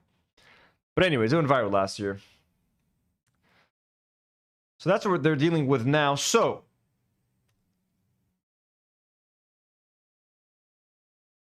let me just move a couple things around. Okay. Okay, so now let me get into this order of evacuation. Let me just put this back where it was. So according to Hala Jaber, the Lebanese army has been ordered to withdraw from positions it spent 15 months establishing along the southern border, just as Israel re-enters and expands its ground presence. This is the same army the president and prime minister insist can secure the south and protect Lebanon. So yeah, that's the president keeps saying, like, we don't need Hezbollah, we have to disarm Hezbollah because the Lebanese army is all we need to protect the south and defend the south. Well, he's now asking that same army that he says can defend us, and he says we don't need Hezbollah, he's asking them to leave and evacuate the south to allow the Israelis to come in and take over our land. Like, that's what's crazy, but we're just letting them do it. We're putting out the red carpet. Here you go. Come on in. Take the land. It's crazy. Yet, at the first serious escalation, it is ordered to pull back. You cannot demand Hezbollah disarm on the premise that the state will defend the country while the state's own military vacates the frontier at the first sign of pressure. A monopoly on force requires the capacity to hold ground. Otherwise, it is a slogan, and she tagged the president and our prime minister, Nawaf Salam. Go figure. This is the quagmire we're in right now. The Lebanese government claims that they can defend Lebanese people and that the Lebanese army can defend Lebanese people, but they refuse to defend Lebanese people. Now, is the reasoning behind it? Well, the only reason that the Israelis are taking over the south is because Hezbollah shot over those rockets. So if we interfere, that means we are in a way like defending Hezbollah's actions. We need to let the Israelis do their thing to defeat Hezbollah, and then we can get involved. If that's what they think is going to happen, great. Let's see how that works out for you. Let's see if the Israelis return the land as you think or hope is going to happen. What kind of guarantees can Israel give you that you can believe or take to the bank? What guarantees can they give you? So the Lebanese army commander presented 5 scenarios to the government, the first of which was about the Lebanese army confronting Israeli forces in the event of an invasion. The cabinet unanimously decided to reject confrontation because it would be suicidal for the army, they said. Suicidal for the army, but we in the south, Baqa and Dahi, can just miraculously be protected. Nawaf Salam and Albi presidency. So these people are questioning, you know, the government. Rodolphe Haikal considered that coordinating with Hezbollah was the most secure/safe option for everyone, but Nawaf Salam, who is our prime minister, opposed it and refused the suggestion that law enforcement requires a consensus. A dispute took place between our prime minister and a number of ministers and the army commander during the session about the mechanism for arresting those involved in resistance activities, following General Haikal's warning about the serious risks and consequences of confrontation as a means to implement the government's decisions. And yeah, we talked about it yesterday. The Lebanese government announced that what Hezbollah did was like against ceasefire regulations, and they mean to arrest anyone that is participating in any resistance versus Israel. So the Lebanese government is officially taking that stance. According to Al Akhbar, a discussion took place in yesterday's cabinet meeting session regarding what the head of the mechanism committee conveyed, namely that the Lebanese army should withdraw 15 kilometers inland. This was rejected by Army Commander General Rodolphe Haikal, who asked the government how the Lebanese official would then deal with Israeli attacks. At that point came the bombshell from the president, who informed the army commander not to engage Israeli forces in the event they advance into any area or carry out a ground incursion, justifying this by saying he's not prepared to risk soldiers' lives because someone decided to drag the country into war. So now, the president and prime minister believe that Hezbollah has forced Lebanon's hand into this war, and they want to do nothing to help defend the south. They're going to let Israel do what they want to do. And I guess in the hopes that, hey, maybe they'll leave. That's it. They're just afraid. And look, I mean, to be fair, if the Lebanese military does attack the Israeli army in any way, they would decimate the living shit out of us. They would. They can easily do it like that. Again, we live at the mercy of fucking psychopaths. Isn't that fun? Isn't it fun having Israel as your neighbor? I can't believe it, folks. Insane shit. So yeah, that's what's kind of happening. According to the Associated Press, trying really hard not to say invasion, the Israeli military says soldiers are operating in southern Lebanon as part of a broader effort to increase security for residents in northern Israel near their shared border. It says troops are positioned at several points near the border in what it described as a forward defense posture as it battles Hezbollah militants. So many words to avoid saying invasion. Yeah, I like that an invasion is now called forward defense posture. That's fun. What are you doing? Oh, we're just forward defense posturing of the Lebanese.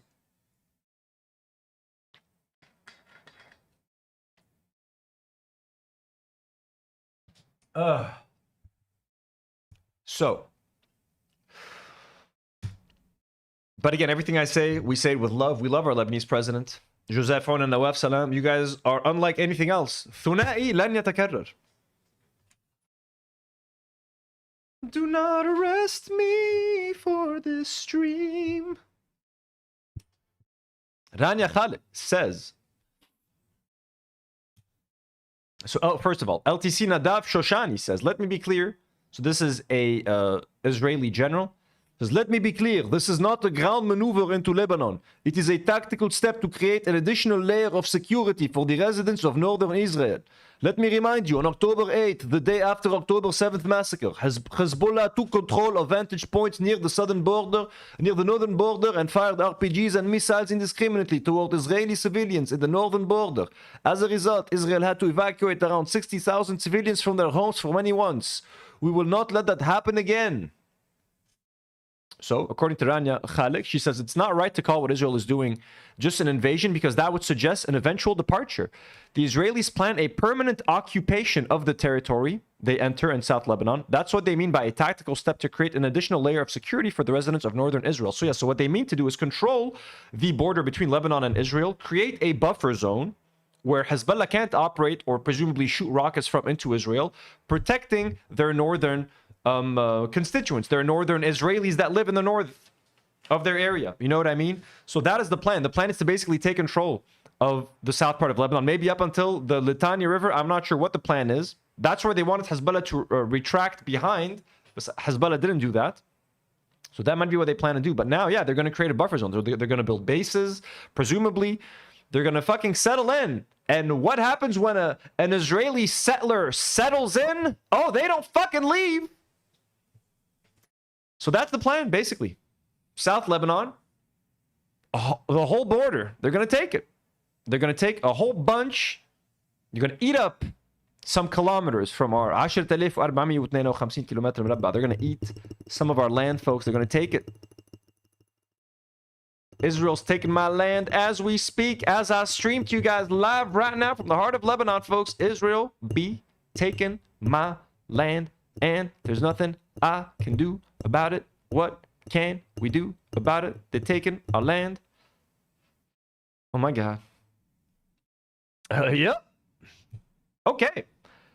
Middle East Observer says, under the orders of Lebanese government. Oh, here's footage of the army evacuating. Look at this. Look at our brave soldiers. I mean, look, it's not the soldiers' decision. They were ordered by the government. The government is making our army do this. Do not judge them. I mean, shit. Look, the Lebanese military has beaten up Lebanese protesters before. Who am I to judge? But here they are, evacuating.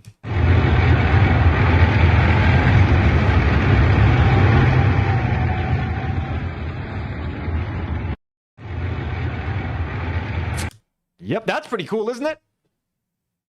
Lebanese army evacuating under the orders of the president and prime minister to allow the Israeli army to come in and just take our fucking land. We just handed it to them on a silver platter. Literally. Come in and take it. It's yours. Like it, love it, gotta have it. Oh yeah. Hey, at least we'll have a new Cold Stone eatery at the border, right? Am I wrong? Also, the Lebanese army has arrested 12 armed Hezbollah members at one of its checkpoints while traveling to south of Lebanon to replace the Lebanese army's abandoned positions during the Israeli advance in the Lebanese territory. So, there were some Hezbollah members that were trying to go to some of the places that the Lebanese army abandoned, and they arrested 12 of them. This is like the first time that I can think of that the Lebanese army has interfered with any Hezbollah activities and has actually arrested Hezbollah members and got in their way of conducting any sort of resistance. Lemon Mint Cat sends $2. Thank you so much, and says, letting anger out, have money, my Lebanese homie. Thank you so much, Lemon Mint Cat, for the generous donor. We love you. We appreciate all your support. And I mean, you guys being here and helping, you know, mentally go through this. You guys are great. Yesterday also, like, thank you for letting me and Demi just fucking vent, man. It's fucking stressful dealing with all of this crap. You know what I mean? And we appreciate you guys so much. So yeah, that's what's happening. Let's read this post that describes what's happening here as a suicide. Let's see why, shall we? The state of Lebanon has concocted a recipe for national suicide. It is also giving Israel our territory for free. 1. The Lebanese government banned the Lebanese army from engaging Israel militarily, even amid airstrikes and invasion. Hours after Israel has begun an incursion into Lebanese territory and after threatening over 50 villages, the Lebanese army has withdrawn from positions near the border. The Lebanese army has now established a checkpoint on the Zaharani highway heading toward Nabatia to monitor people driving south, while the Hawali checkpoint is seeing stricter inspections of passengers and cars heading south. So this is like the Lebanese government and Lebanese army being like, look, Israel, we're being good servants. We're making sure to try to catch the resistance fighters. You know what I mean? Look, we set up checkpoints. We're trying to stop them from causing any damage. It's the same thing when the Gulf countries let Israel and the U.S. use their airspace to attack Gaza or to attack Yemen or to do whatever the fuck they want. Look, we're being, it's like Republicans. They love it when you cooperate. We're being cooperative. We're abiding. Spare us. You know what I'm saying? It's a lot of that. So as per the state of Lebanon, neither the Lebanese army nor Hezbollah are allowed to defend the people and the territory, and thus the sovereignty of Lebanon. Exactly. That's what's happening. Literally, look at that. So as per the state of Lebanon, neither the Lebanese army nor Hezbollah are allowed to defend the people and the territory. I've never fucking seen... Have you seen this? This only happens to Arabs. We're not allowed to defend ourselves. If we defend ourselves, we're fucking terrorists. Lebanon, we're at the mercy of Israel, wants to come in, take our land. The army doesn't want to do anything because they think that they're going to get fucking murdered and shredded and they're going to fucking shred our whole country. And Hezbollah can't do anything because if they do anything, they're labeled as terrorists and they're going to get fucking shredded and killed. But whether they do anything or not, they're going to get shredded and killed anyways because they've been getting bombed for the past year. They haven't done anything. They haven't fired a single rocket, and Hezbollah has been getting decimated for the past year. What are we to do as Lebanese people? What is the correct take to have, Yachay? What do you want us to do? You have the Lebanese, our government and our army, with all the respect and all the love that I have for our army and our president. We're out there. You know, they're out there trying to please the Israelis. That's not working. They still don't respect us. They still do whatever the fuck they want. They're still bombing our country left and right. And then if you support Hezbollah, you're like, hey, maybe we should resist. It's like we get bombed and we get fucked. What do we do? What do we do, Yachay? Shum Namid. What do I do?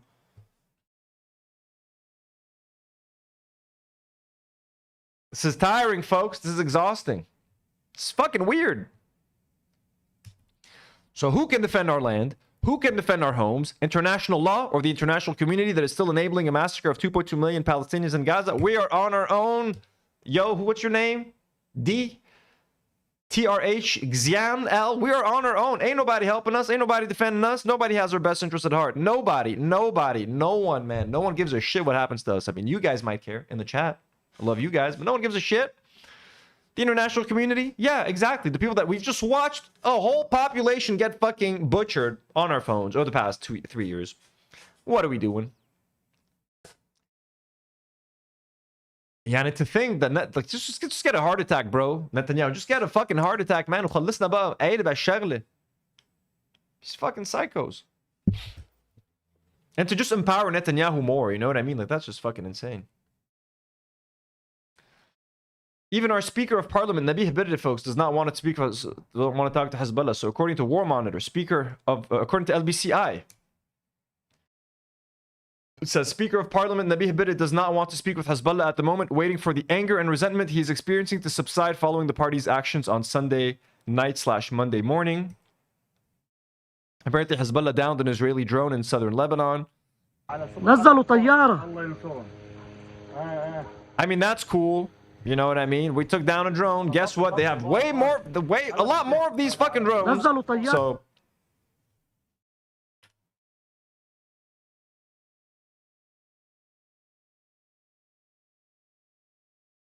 Mark Zuckerbrett says, I just got to the stream. I'm tired of seeing H3 in the titles, not at this. I like your streams. Well, I mean, look, we're an hour and a half in. We still haven't even brought them up, so don't worry, you're good. You got a lot of content to enjoy before that. And honestly, my voice is kind of fucked, so I don't know how much H3 we're going to be able to talk about.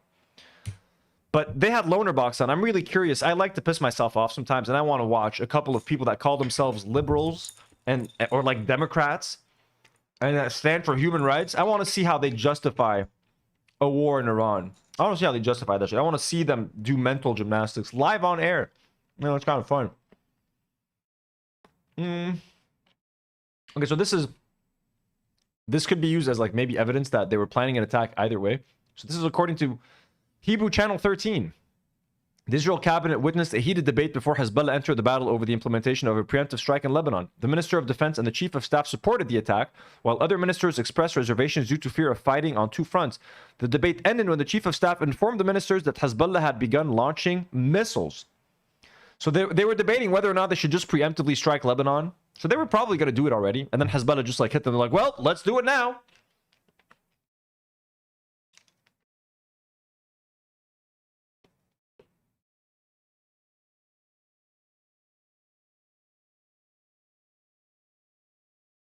Brendan says, I don't know, bro. I don't want to say just let them have it and move on. I'm Scottish, not even like we have a country anymore. Is it good? No, but it's also not that bad. Nationalism anywhere has faults. I mean, do I think they should have the South? I don't know, man. Obviously not. You know? But I think a lot of Lebanese people might agree with that. A lot of Lebanese people might be like, let's just not fucking deal with the headache anymore. If them having the South means this war ends, let them have it. But will it, when you give someone an inch, you give them a mile? Like, you know what I'm saying? Like, will it really stop with the South? And if you showed them like, hey, you took part of our land and we did nothing. You took southern Lebanon and we just stood there and let you. Don't you think they will choose to expand? Like, hey, we took their land. They didn't seem to mind. Let's take a little bit more. They'll take a little bit more and then we won't complain. And they'll take a little bit more. And then we'll be like, well, just let them have it. Just let them have it. And then before you know it, I'm chilling here with an Israeli co-host eating, you know, Dairy Queen.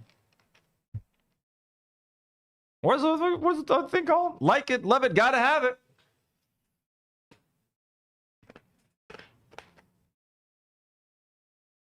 No. Desiree says in the chat, if they take the South, they will go all the way to Beirut. There's no, you can't make the distinction.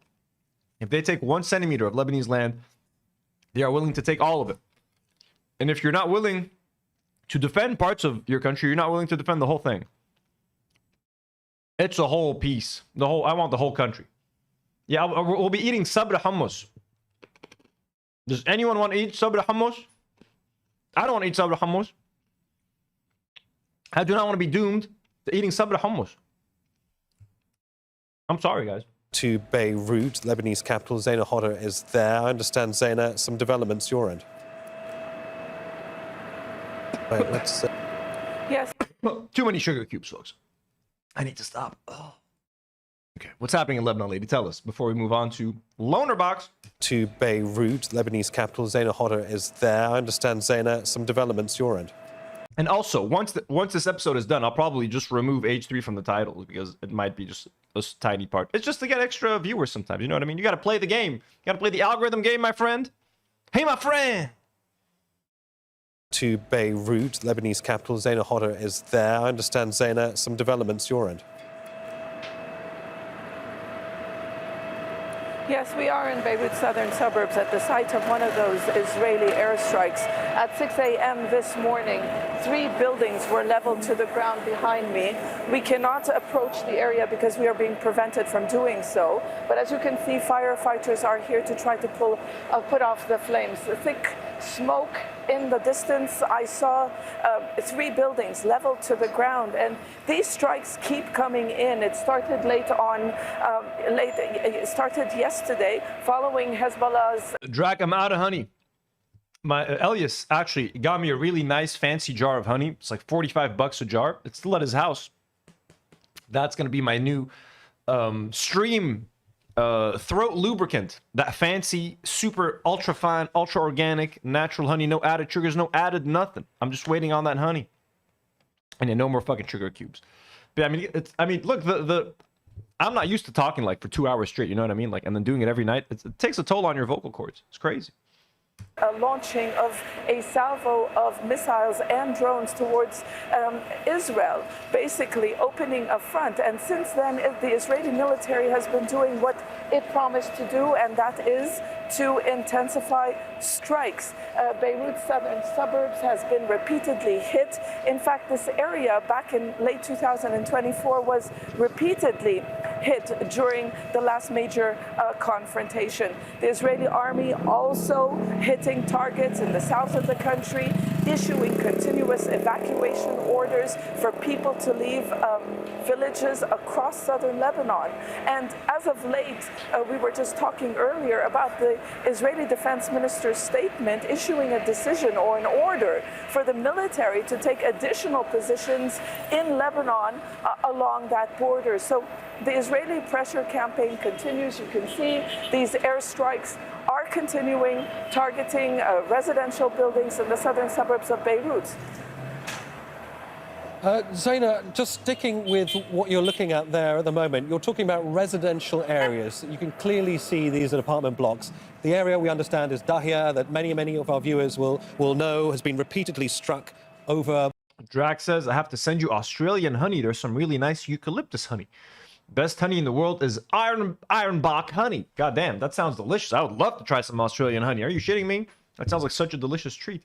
Brendan Wood says, you said it before, though, if you don't, they will just make people suffer and take their lives. It seems like there's no room for half measures in this equation. I think we're all just waiting for. I don't know what we're waiting for. I don't know what's going to happen here, honestly. Some Lebanese people would just...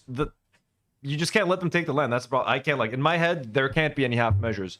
Like, in my head, they cannot take the land. They cannot take the land, because if they take it, we're doomed. We're doomed. As soon as you give them an inch, it's over. It really is. It's so fucked. Damn, Jack really got me into that fucking Australian honey now. Many months previously by Israel. We're looking at a wider shot as we speak of the smoke rising over the city skyline there. Given the intense Israeli military activity historically in that part of Beirut, why is it now once again being targeted over and over again? What are the intended targets? What are we looking at there? I'm sorry. No, I'm still here. I'm still here. Yes, I'm still here. Sorry, but we are being prevented from filming. Yes. There we go. That's our military. Let's go. Preventing people from filming. The Israeli military alleges that these areas, this is a Hezbollah stronghold. It is where Hezbollah's leadership lives, where it has underground facilities. It was where the Israeli military assassinated the group's longtime leader, Secretary General Hassan Nasrallah, back in September 2024. And the Israeli military also alleges that there are a lot of weapons depots in civilian areas.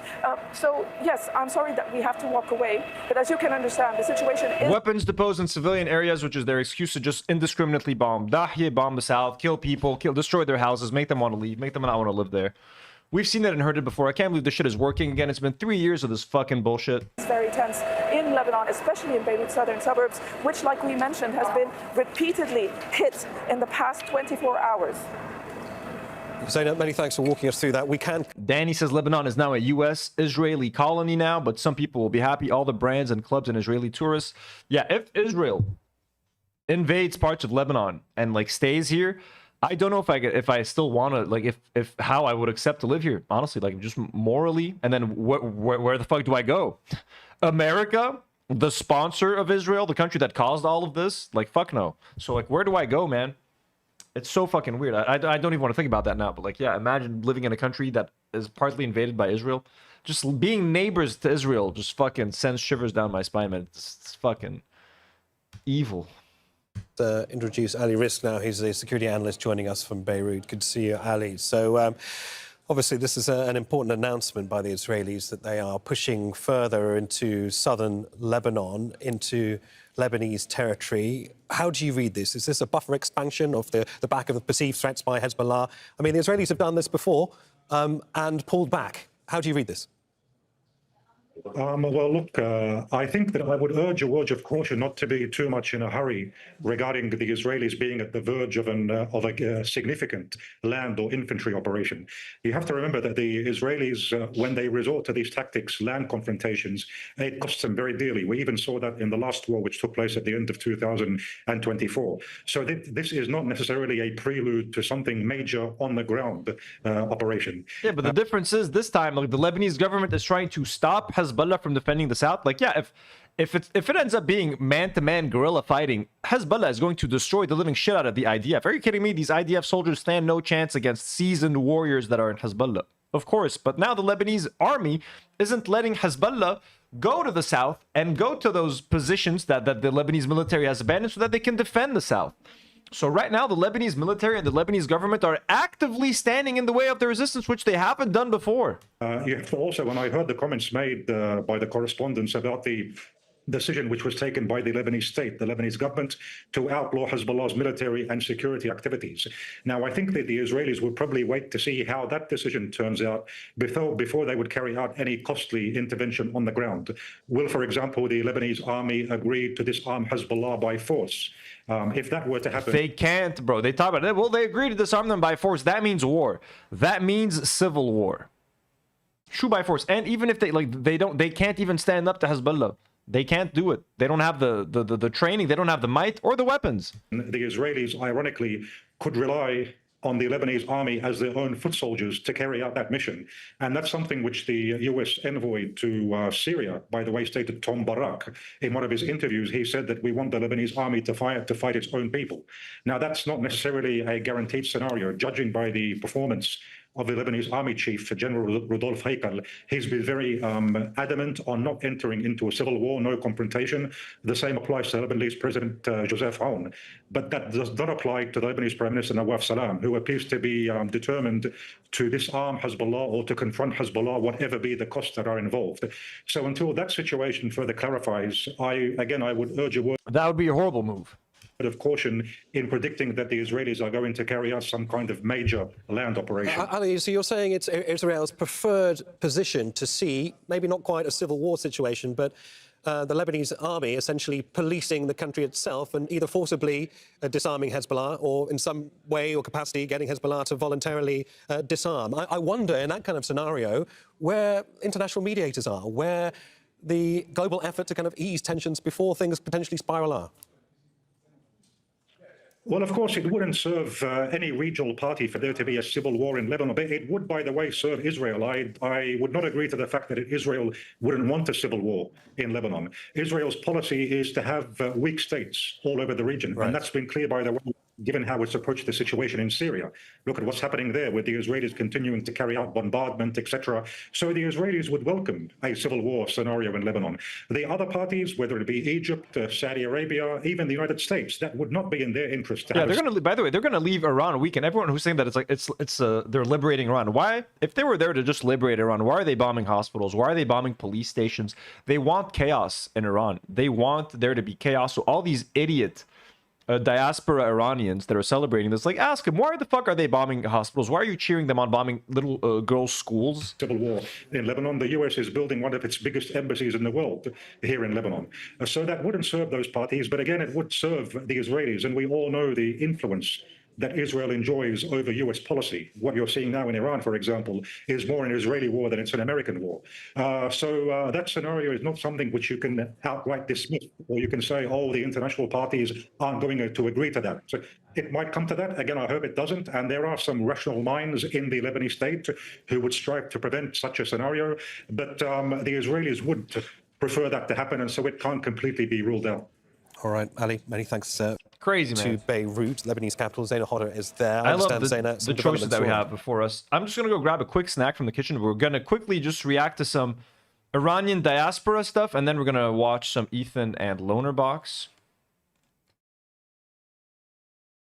I'm so hungry. I have a vegetarian kibbeh, pumpkin kibbeh in the fridge that Demi left me that I'm going to eat the shit out of right now.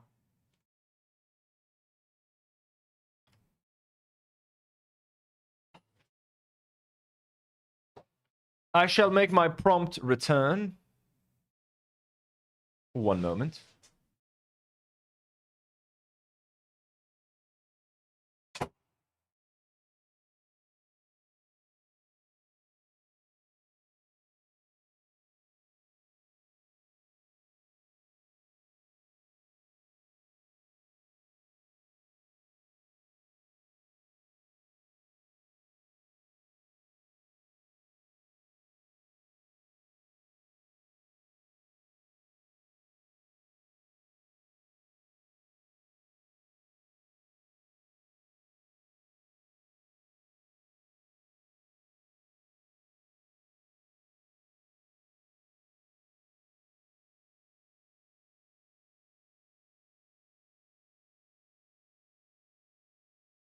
All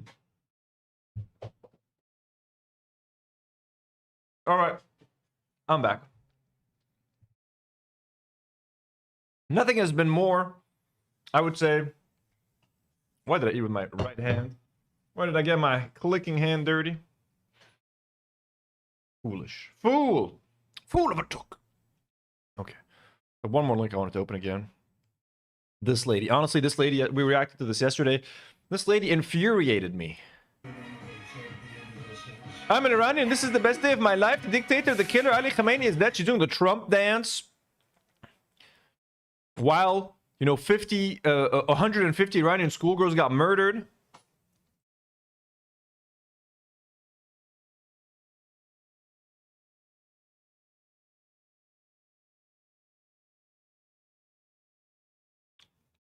She unlocked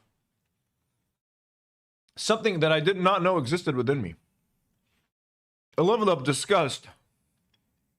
You know, cheering on Netanyahu and Donald Trump as they bomb your country has got to be next level stupidity. Just next level stupidity. I fucking hate this woman. Can I say that? I fucking hate this lady. So much. And her dumbass boyfriend, whatever the fuck he is. Anyways.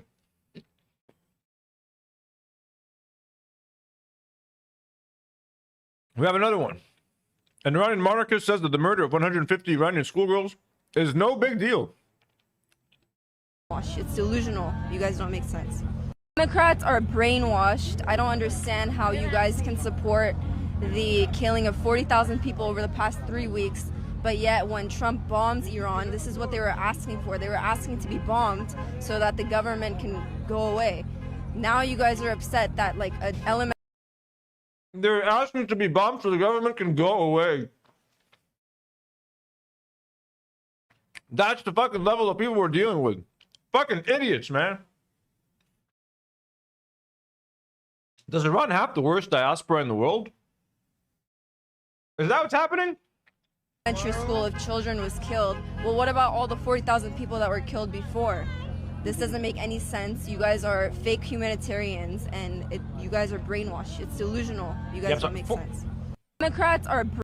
I'm trying to even think. How do you kill 40,000 people in 2 days without like literally using jets and like rockets and droning your own people? Well, just like walking down the streets and gunning down 40,000 people in 2 days. People that actually believe that are insane. The Iranian government did murder a whole bunch of people. They are pieces of shit. They deserve to be overthrown. Not by Netanyahu and Donald Trump. Not like that. Did you see what your country looks like? Did you see the hospitals, lady? Brainwashed. I don't understand how you guys can support the killing of 40,000 people over the past 3 weeks, but yet when Trump bombs Iran, this is what they were asking for. They were asking to be bombed so that the government can go away. Now you guys are upset that like an elementary school of children was killed. Well, what about all the 40,000? And the way she says the elementary school of children were killed, like that's so insensitive. They're your fucking kids. Here's more Iranians. They thank Trump the best way they can by honoring him with a dance. And look at that. What is more Iranian than having an Israeli flag and an American flag flying in the background? You fucking idiots.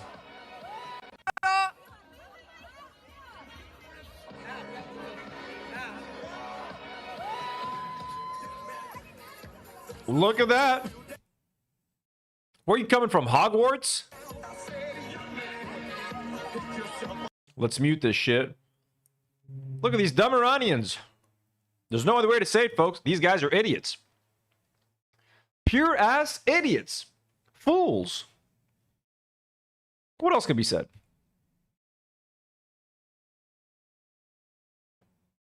Thank you, Israel, for saving us. Oh, thank you, America.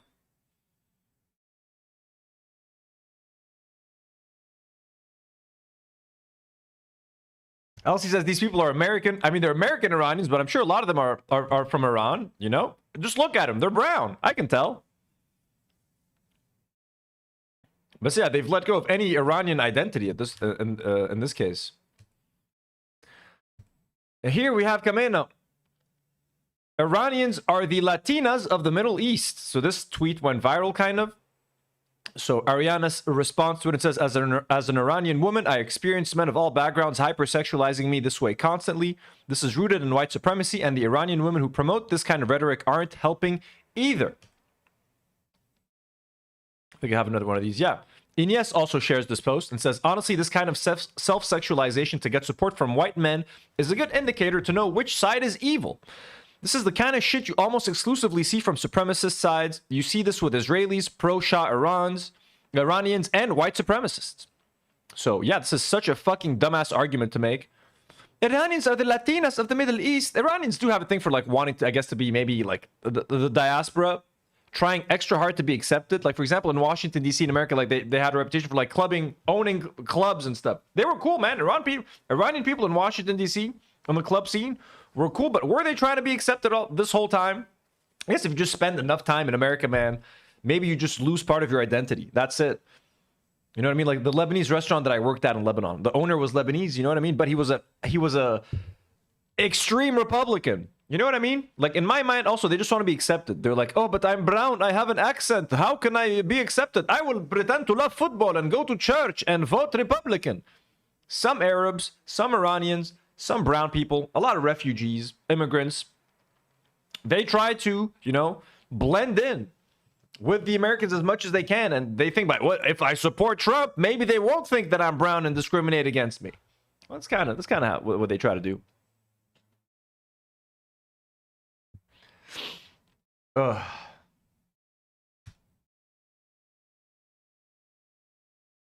So also, like, so she posted this video of herself dancing, I guess.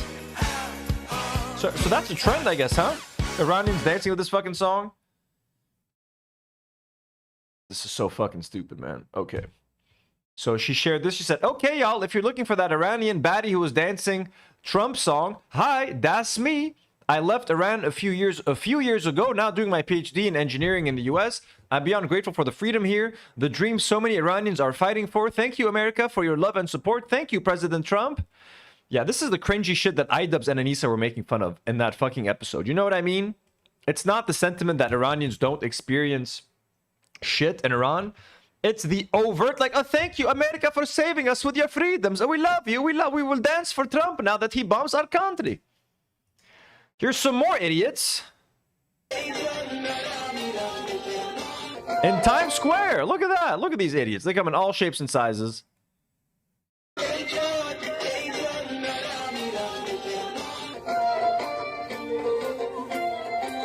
As 150 schoolgirls get killed, as hospitals are destroyed, as police stations... I mean, look, who can complain about police stations getting destroyed? As hospitals are destroyed, schoolgirls are killed.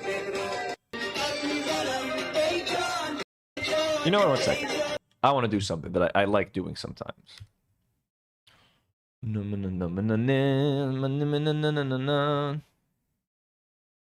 Let's open up that Tehran footage in a separate tab. No, not like this.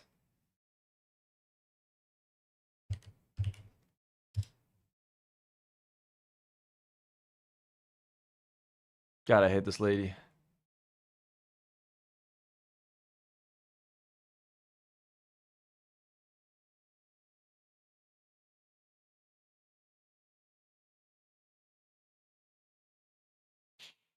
Uno momento. Where's that other fucking thing?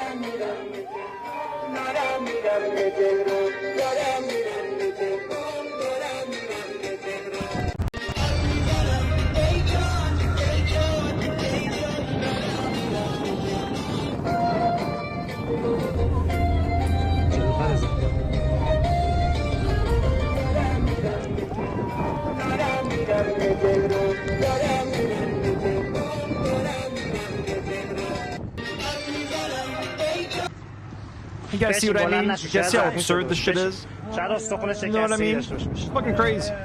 بشین الان نیروی امدادی‌ها رسیدن الان میان. Idiots. It's the only thing I can fucking say, man. Straight up idiots. It pisses me off.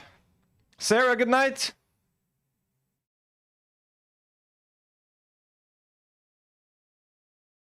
What else we got? I don't need this one. Nope. Oh, goddamn.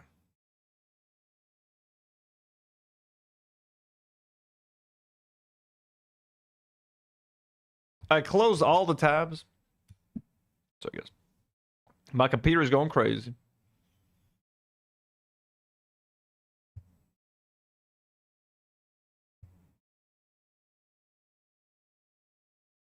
Couple more. This is, I'm Iranian American. I'm against the brutal regime, but I also don't believe that Israel and the USA will bomb us to liberation. 100 plus schoolgirls murdered and hospitals bombed for what? American-backed regime change has never worked out well. Not once. You Watson sends a 10-pound dono. Thank you so much. It's so generous, you Watson. Not even a chat in there. That's so sweet. Well, thank you so much for the generous dono, you Watson. We love you so much. Very kind. Matthias Schmidt. This is not a real tweet, but this made me laugh, genuinely. My daughter is stuck in Dubai right now. She moved there last year to work as a model. She said Germany was suffocating her with taxes. Yesterday, she called me crying, Papa, the airport is closed. There are missiles. I'm scared. I chuckled. You want 0% taxes? This is what 0% taxes look like. She asked if I could call the German consulate for her. You left Germany. Germany doesn't owe you anything anymore, I said and hung up. Trust your government or face the consequences. This is what happens when you abandon the EU. I love this. It's so fucking funny. I wish this were real. I wish this was a real story. Anyways, folks, with all that down, let us move on to the final part of this episode. We're almost 2 hours in already. We're going to talk about H3 a little bit. There's not much to talk about. Oh, 1 second. I got a couple of messages to answer here.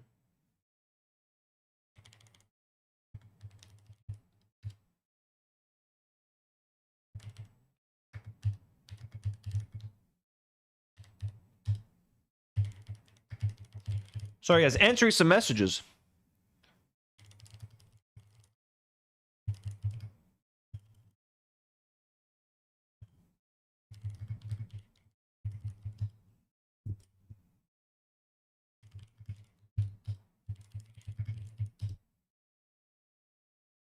Okay, guys, I'm going to be right back. I'm going to take a 2-second break. Just rest my voice. Let me open up. What are we doing? I said Ethan Klein. We have some fallen fans that have expressed their discontent with his episode with Lonerbox. I'm going to read some of their comments. We have the Lonerbox episode. And then, yeah, that's it. Give me 60 seconds, folks. I shall be right back. Let's give you guys a tease of what's coming. We shall be right back.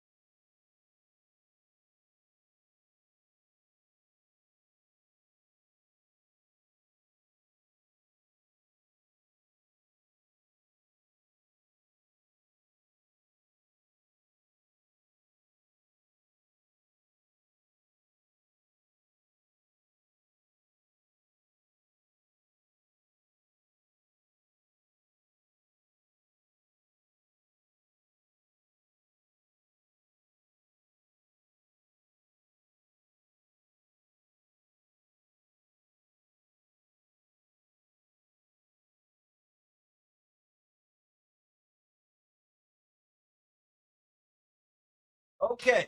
All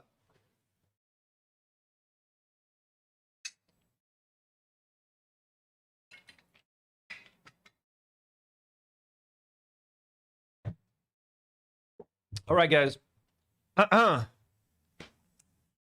We're 2 hours in. I'll try to do like an hour of H3 as much as my voice can handle. Let's go. We got our 2000s boy band hair on. Not really that bad. Drops of Jupiter in her head. Ooh. Okay, so according to Gato Fumador, over on the H3 subreddit, diehard H3 fans have been registering their disgust with Ethan and Ela Klein's enthusiastic support for the Trump/Netanyahu civilian slaughter campaign in Iran. As always, critical posts are being deleted. This is what's funny. Ethan and Ela have to dance around and do the weirdest fucking mental gymnastics and try to convince us that what Trump and Netanyahu, two people that they've spent... I mean, look, if Ethan and Ela say any criticism about Israel, it's usually like, we hate Netanyahu. We fucking hate that crazy motherfucker. He's crazy, he's evil, he's this and he's that. And they fucking hate on Trump consistently. Now they have to fucking sit there and convince their audience that Trump and Netanyahu, are, what they're actually doing is great. Those two people that we've said are like crazy and insane and pieces of shit. And Ethan never voted for Netanyahu. He never, like, you know what I mean? Now they're going to have to sit there and be like, well, they're actually not that bad. Like, this time they're based. Okay, this time what the genocidal freak is doing and Donald Trump that we like to shit talk on our show, they're actually kind of based, you know? And Ela's already done it before via her Instagram stories, etc. Let's see what some of the fans are saying.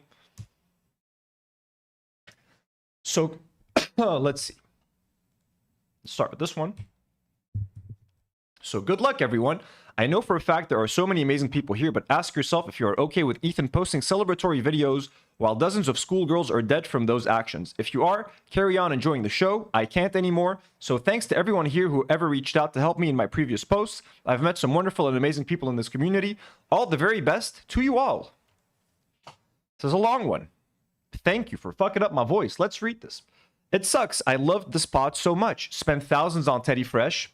A lot of us can relate. I can relate, stranger. I'll be selling on the Teddy Fresh sub. If anyone is interested, I'll put them up sometime this week. Ooh, there's a Teddy Fresh sub where we can sell used Teddy Fresh. You think any H3 fans want my Teddy Fresh? I could even sign it for you freaks. You want it?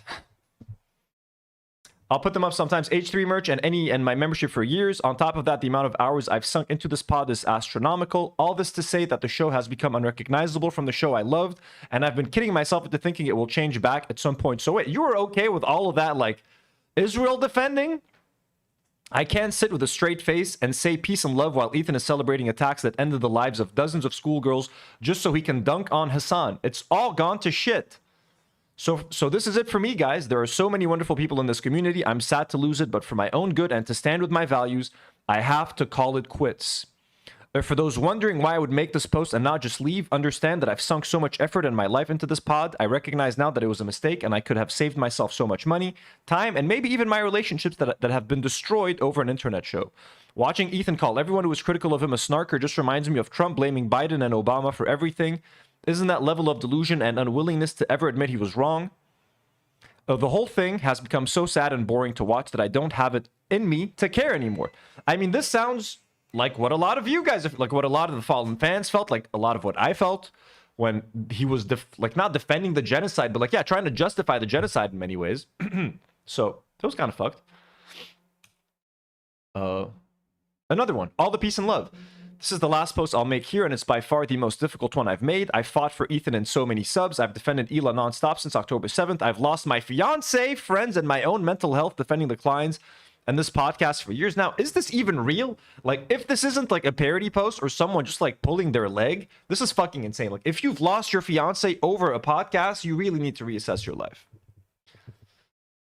But watching Ethan cheer on what's been happening in Iran and his IG stories has been eye-opening. For the first time, I can see what the snarkers have been saying. Ethan doesn't care about innocent people's lives. He doesn't care about the slaughter that has and will continue to happen. As long as he can have a dunk on Hassan, he's going to do it. I remember Ela posting praise for Israeli fighter pilots after the strikes in Iran months ago, and it left a bitter taste, but I just tried to move past it. But watching him cheer on the onset of a massive war in the Middle East has been the straw that broke the camel's back. Cancelled my membership, unsubscribed, and I'm done with all that now. This pod has destroyed my mental health, and I'm finally having some introspection and realizing that it's not worth it. There hasn't been goofs and gaffs since October the 7th, and I was kidding myself into thinking that they would return. My favorite crew members, Olivia and Cam, left a long time ago, and I'm beginning to think it was because of Ethan. So holy shit, if this person truly, if this has really happened to you, then yeah, I'm sorry, man. And then yeah, here's evidence that like they've been deleting posts and stuff. So yeah, that's happening. So anyways, let's stop wasting time. Here's the episode. It was simply titled The War. 254K views. Let's see the chapters. Topic introduction, subathon and tattoo. Yeah, by the way, we're having a subathon in like around the same couple days, which was completely coincidental. Okay, not that my subathon is going to affect theirs, but like if anyone's thinking I'm copying their subathon date, I'm not. Okay, but okay, happy healthy human skyline, blah blah blah. Chili is here. Who's Chili? Lonerbox calls in and Iran talk. Let's go. Okay, how long is this segment? An hour? Oh, it's about a full hour. Shit. Okay, yeah. You ready, guys? By the way, guys, we are reacting to footage from the H3 podcast. We're only reacting to a segment of that show. If you guys want to watch the episode in full, we encourage you to watch it on the H3 channel and even subscribe to their channel, folks. We're just going to watch this clip with some commentary. If you guys want to watch it commentary free, don't sue us, H3 podcast, as we know you love to do. I'd love to talk to him. I feel happy. Apparently, someone said he responds on TikTok. So try it. Someone could try to reach out via TikTok comments. Oh, Ethan sounds sick. Salam tak. Thank you. Ooh, by the way, Irene the Dream just sent a $5 donor. Thank you so much, Irene the Dream. I encourage everyone to go check out Irene the Dream's new YouTube channel that she just launched. One of our very own community members, folks, got her own YouTube channel. Go say hello. Go pop in. Click on Irene's name and go check out her channel. Okay, go show some love. And Fit T just became a member. Thank you so much for becoming a member. We appreciate you, Fit T. 50. Let's go. Speaking of Scottish, Lonerbox is a Scot, isn't it? I know. Certainly am. You were talking about Scotland. Isn't it? Hello, yeah, hello. we were watching a guy who, he's Scottish and, well, it's hard to explain, but he's happy, he's healthy, and he's a human being. Damn, he sounds like unwell, man. What the fuck? We couldn't tell if he's real or not. Yeah, that's how I feel about most of the country. We're an odd bunch. Okay. Let me show you one, Maybe. just to bring you up to speed here. Maybe that means Friend of the show, Lonerbox, folks, not our show. Friend of the H3 podcast. he's real then. Genocide denying Lonerbox, sniper expert Lonerbox, Lebanese musician Lonerbox as well. But so we do not recognize Lonerbox as a Lebanese person. Mamna tarifi. Aslan, I don't think. I think once Israel invades parts of Lebanon, he's finally gonna feel a desire to come visit Lebanon. You know what I mean? I think once Israel is in the south, he's gonna be like, well, now I guess I can come into Lebanon and I'll go visit my Israeli friends in the South Lebanon. I think that's what Nassif is waiting for. Lonerbox, Nassif Yunus. He's waiting for Israel to be here. Then he'll have a reason to come back to Lebanon. That's what he's waiting for. His best friends. He has like 100 of these in different outfits and settings and such. Here, can you see, Dan? Can you see my screen? Yeah, of course. Okay, here it is. I feel happy. I don't want to see you guys joking together. Accent? England. Well, I used to have it about people. Well, now I do because I'm just more used to it. But I will eventually start code switching when I'm in a Scottish crowd. In it. It's very much without thinking about it though. Let me give Can't do it on cue anymore. I'll give you one more, and then we'll move on here. just for the audience. I feel happy. Let me move. I guess if Ethan's going to take my place, if Ethan's going to take my rightful place at the bottom right corner, I guess I'll take the left. I'm a human being. There it is. How you doing, Lonerbox? Back. It's been a while since we spoke to you. What's cooking? Well, I feel happy. I feel healthy, and I'm a human being. All right. It's a Scottish phenomenon. Maybe it's just a Scottish social thing. It's like a cultural thing. They all just walk around saying that all the time. That's all you hear. It's a crazy place. So I was originally wanting to talk about what's happening in Iran, And I had a friend of the show, Mahdi, lined up to call in. He's been very vocal and active. And obviously, he's a new... And Ethan is happy. He's found this one Iranian guy, you know what I mean, from what the fuck is the show called? 90 Day Fiancé, who he's now going to use to represent all 92 million... Well, there's 92 million people that live in Iran. I don't know how many Iranians live outside of Iran, like in the diaspora. But to him, like this one guy from 90 Day Fiancé seems to love the fact that Trump and Netanyahu are bombing Iran. So I'm just going to have him call in and have him represent all of Iranians. Like, no, dude. What the fuck? The vast majority of Iranians do not want their country to be fucking bombed by genociders. Immigrant from Iran. But he told me the TLC put a kibosh. They said you can't call in. He has to get the show approved. I was like, that seems kind of personal. They're going to tell you not to talk about this. But that's what it is. So, do you remember when we had a Big Ed on and like his person wanted to stand in the yeah, he had a TLC handler. Like they wanted to stand in the room. But Big Ed is a kind of a wild card. He is kind of a crazy one. But Adi is the guy from the 90 Day Fiancé, right? Yeah. Yes. Oh, really? Okay. I think I'm gonna say we were kind of the first one on that. We were Big Ed revolutionaries. Oh yeah. Yeah, he came in and gave Zach a mayonnaise shampoo. Yeah, it's everybody who's talking about Lonerbox. Lonerbox has negative charisma. He's a black hole of like charisma. You know what I mean? Like there's charisma in the room. He just sucks it out. Like, you know what I mean? Like the guy is just like you put those things in a closet to absorb moisture. He absorbs fun and smiles and happiness. You know what I mean? He's one of those bags that you put. You know, they got like bamboo, pieces of bamboo, dried bamboo. You stick them in your shoes. That he was gonna give me COVID. Like, is it... What? That was way before COVID. No, it was like right there. No shot. Yeah. Big Ed was pre-COVID, Dan. It was like right the first month. Oh wow.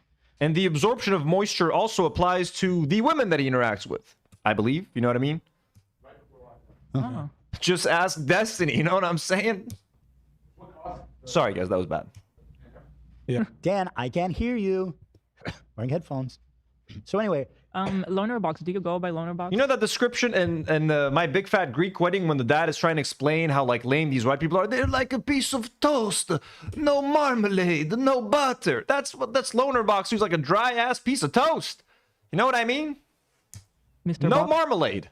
Maybe put some marmalade on there. Yeah, Lonerbox. You'd think the Lebanese side of him would be that marmalade, but no. He has repressed his Lebanese side and he has embraced the Scottish. Nassif Yunus is nowhere to be found here. Nassif Yunus has been lost. Well, I know your first name, but I don't know if it's public. I mean, it's public because of doxers. You can call me Naz if you want, if it's easier. That's his first name. More personal. Naz. You could call me Naz. You could call me Naz. He tried to transform Nassif into like something a little bit more that the Scots would like. You could call me Naz. Do you like that? Why don't you want to be called Nassif? Huh? Ashamed of your Arab roots? What up, Nassif? Inta wa Abdullah. 2 peas in a pod. Nassif and Abdullah. And I'm out here being named Anthony. I'm sorry, my name sounds a bit American. People make fun of me for that too. Listen, my grandfather was called Antoine. My father called me after his father, who was called Antoine. Fucking sue me, okay? It's a beautiful name. No. Okay. So I mean, you've been following what's going on in Iran pretty. I knew a guy. Sorry, I swear we're gonna continue after this. I knew a guy in high school called Milad. Okay, Milad, very common Arabic name. He went to America, and now his name is Miles. Milad, you got people try to fit in, okay? Nassif becomes Naz, Abdullah becomes AB, Milad becomes Miles. You see where it goes. I want to be accepted by these whites. I kind of just want to do a brief here for our audience to catch up, because we've been talking about it a bit here, and we talked to Mahdi. There's a lot of different, like what I'm seeing on my feed, and the people I know is a lot of. Like the Persians here in America they're joyous. The Persians, first of all, the Jabalashna bil Persians. And what I've seen on my feed, well, we know what you're going to see on your feed, Ethan, because we know the shit that you interact with. First of all, you watch like Israeli news, you watch Israeli media. You know what I mean? Like you're a self-described just Democrat, not leftist, not liberal. You don't like those terms. You call anyone who is remotely like against Kamala Harris a tanky. We know what you're going to get shown. You know what I see on my timeline? I've seen both. I've seen people celebrating and I've seen people being against the attacks in Iran. You see everything because Iranians aren't just your friend from 90 Day Fiancé. They're all sorts of people with all kinds of feelings and emotions. and attitudes towards the US government and Israel and their own government and conflicted feelings. Just like I'm trying to explain to you the clusterfuck that we have here in Lebanon with our government and with Hezbollah and with resistance and with Israel and all that sort of shit. You can't just have like, well, I think it's all takes are fucking complicated. But in Ethan's childish mind, I've just seen that they're happy on Instagram, so that's what I'm gonna believe. It's like, no, man.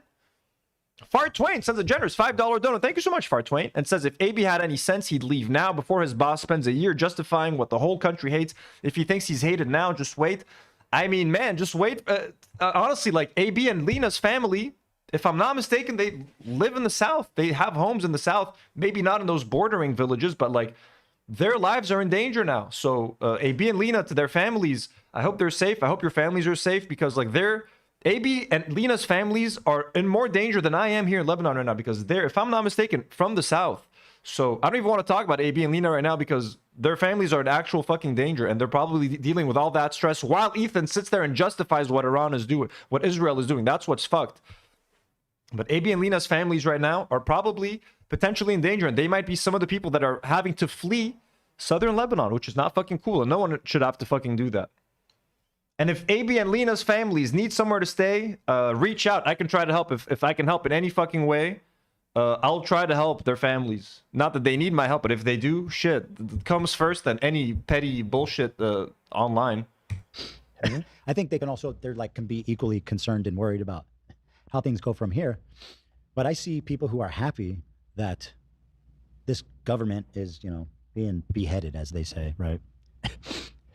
But then online, you see people like Hassan and leftists, they're the ones who swear this is a terrible thing. A desecration. I mean, there's other things like Trump is over, this is definitely illegal, right? That's like a whole other thing, conversation, but just— if it's illegal, it's fine now because, hey, Israel's doing it. So we thought, oh, it's illegal, but that's a whole other conversation. This, despite it being illegal. Conversation about what's happening and how people are reacting to it. It seems that if you ask the vast majority of Iranians there and abroad, they would be happy with the current outcome. Yeah, go ask the parents of the 151 schoolgirls that were killed. Or how about Khomeini's 14-month-old granddaughter? Okay, say what you will about Khomeini. He deserves to die, whatever the fuck. How about his little granddaughter? Go ask those people, Ethan. Like, what kind of stupidity is this? How are you out here saying, like, if you ask the people of Iran, they'll tell you that they're happy? I mean, besides those fucking idiots on social media, are we really fucking doing this right now? Do I have that right, Lonerbox, in your estimate? Yeah, so there's this really long trope that the diaspora in Iran are really different from the ones who live there, because obviously the diaspora are often the children or just the actual people who fled around the time. Chris sends a $2 dono and says, "Khalas Ethan shil ayro Hassan min niak." He's basically saying, Ethan, shut up. Take Hassan's dick out of your mouth. Ethan he's literally right now, his whole stance on Iran versus Israel is based on Hassan. Literally. His fans even said it in his own subreddit. He just wants to dunk on Hassan. What does Hassan think about Iran? I have to think the opposite. What does Hassan think about this? I have to say the opposite. Hassan thinks it's bad. I think it's good. And obviously Ethan thinks it's good. He's Israeli. Him and Ela love what Israel's been doing in the region. They want more of it. They want more power. The Shah was deposed in '79, so they would tend to associate diaspora with pro-monarchist, pro-Western, anti-revolution, definitely anti-leftist because of the. Irene Bertoni asks, Anthony, were you surprised that Ethan would support this attack on Iran? I was really taken by surprise seeing his reaction. Look, no, based on their last reaction to the last attack, when they were cool with it and they justified it by saying that Iran is the most evil thing ever and they're the source for all the evil in the region, and they're objectively worse than Israel in every way. Yeah, I was not surprised by this. Thank you for being here, Irene, and for sending in a chat. Overlap between the leftists and the revolution. So often they can be quite socially conservative or quite politically conservative and quite Republican or right-leaning. But I think that's changed a little bit recently. From Iranians that I've been speaking to who are from the country, there just happens to be a few who do live there, but they were either on holiday or they decided to leave around the time of the protests or because things were just getting a bit too miserable. So they're basically able to call into my stream from wherever they are now outside of the country. But the way that they're talking about it and the way that their families are, because they're sometimes getting in touch, it sounds quite similar to diaspora, right? Like there's been a lot more of a sort of coalescing with these two opinions from the locals and from the people who live outside of the country. That's mostly happened, I think, just in the last few years. Usually people in Iran who don't like the regime were very divided. They were divided between people who were monarchists, who want the old regime back, or Democrats who maybe are kind of cagey about Pahlavi, but they kind of want him as a unifying person who can bring them democracy afterwards. And then there's like... and you know Lonerbox, like, had his Wikipedia shit open all night, reading up on this to know what to say on Ethan's stream. That's basically what he does. He literally said it himself. He's a music major, and I'm not pretending to be a political science major or anything like that, but like he sits out there and does political content every single day and does debates. You know what I mean? Yeah. He reads Wikipedia like the night before, gets his talking points, and then fucking sits there and pukes it out. He probably has some talking points written on a notepad in front of him. He's clearly reading something. Still somewhat of like a group called the Reformists, who were people who thought that Iran can be improved within the regime's boundaries, but they're basically dead now. That group doesn't really exist anymore. But yeah, very recently, they have been much more willing to unify around Pahlavi, which is kind of why and that would be like, the diaspora group is kind of dying a little bit. That's the Shah's son. It's the Shah's son, yeah. He grew up in Iran, and he's not been there for quite a few decades now. But he's basically, he's always kind of posed himself as a leader in waiting, but there's always just been like this distrust around him, largely because Iranians seem to not really want the current regime, but they also are very unsure about bringing back a monarch as well. So yeah, they're in a difficult position. So you're saying the Iranians he spoke to said, well, they don't live there because they moved away, and he's saying like they're not like this, so they're diaspora, dude. Like just talk to people that are actually there. Well, all the ones that I talked to, they don't live there. They're either on holiday. I mean, are you sure they're on holiday? That's often been their weakness, is like a lack of unity. So the fact that that's changing is a pretty strong sign in their direction. Well, I can imagine the people who are still in Iran after this horrific massacre, 30 to 40,000 people like slaughtered. Of course. Oh yeah, the 30 to 40,000. Yeah, Ethan also believes the 30 to 40,000 people were killed in 2 days in the streets.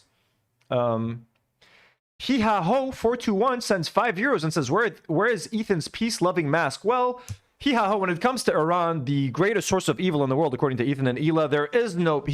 This is peace through war. This is peace through strength. That is the... that's probably going to be the excuse. You know what I'm saying? Matter of like a couple of days, that the tone has changed significantly. And thank you so much for the dono. It was very kind. Thank you for supporting the channel. Well, that anyone who probably had patience for, waiting it out and stuff is probably pretty ready to go. Yeah, especially given that. So Iran deals with protests a lot, like very frequently, every few years. Even in the 2000s, 2009, I think was a big protest year as well. The problem is that like I was saying earlier, in 2009 there was still a lot more discourse around participation and like let's field more candidates for president, as in like they're all approved by the regime, by the Ayatollah and by the Guardian Council, but some are more moderate. There's like the Ayatollah picks an endorsed candidate, but then there's the other ones who are a bit different. But yeah, then in 2022, when there was the protests over that lady who was murdered after being arrested for wearing her veil improperly, even that was like, the regime wrote it off in part, at least, because it was... Yeah, so I keep forgetting her first name, but Amini was her last name. And ever since she was killed, that kind of, like, after that mini revolution, there kind of became like an indirect law where women were allowed to just walk around without their scarves on. Mostly students and young people demonstrating. But yeah, this most recent protest, it was significantly different because of the bazaar workers, like the people who ran the little shops. And that's kind of like they've been kind of seen as like a backbone of Iranian society, especially in cities. And that's quite significant because in '79, it was bazaar workers who were also one of the spearheads of the revolution. So these more working class, usually more conservative people being the first ones to lead the protest against the regime was like a huge game changer, which is why the response from the regime was so unhinged. Like, people talk about that death toll that you mentioned, 30 to 40,000. I know that people like to dispute it, but even if you look at the more conservative groups that are a lot more careful and a lot more, they go through like extra steps of verification. Like the lowest estimate of that death toll is like 7,000. And to think about a country gunning down even that, like 7,000 or 12 or even the lowest number in 3 or 4 days, which is when that crackdown happened, there's never like, try to think of a situation in history where a country has done that to its own people in those numbers. Tiananmen Square, upper estimates are what, 2,000? You haven't seen like a crack. I mean, if it's 7,000, that is still fucking insane. Let me try to get an answer to that, honestly. Let me try to see. How can you find a number? Like, and I had heard it was in the hundreds. Like 600, which is still fucking insane, by the way. Also, the genocide in Gaza has trained people to like see these massive, insane numbers as like nothing. Oh, 151 schoolgirls, that's nothing. Just last week, I read that 500 people were gunned down in like Gaza. All of this shit aids in desensitizing people to these numbers that are insane. Just one person dying, one little baby dying, that is more than enough to start an entire war. I rewatched Troy recently, and what they were talking about, like when the whole war started for because of Helen of Troy, he was like, well, you know, love is the perfect reason to start a war. Like one baby dying is more than enough to start a war. Now we talk about 100 people got killed. That's fine.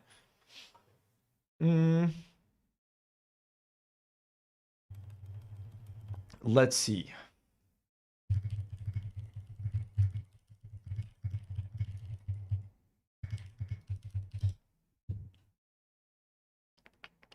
Let's check Wikipedia. Okay, so Al Jazeera says at least 3,000 people dead, which is still a massive number, but that is not... Wait, what? At least 3,000 people dead. Then these people say over 36,000. Like, how does this... Guys, how does this happen?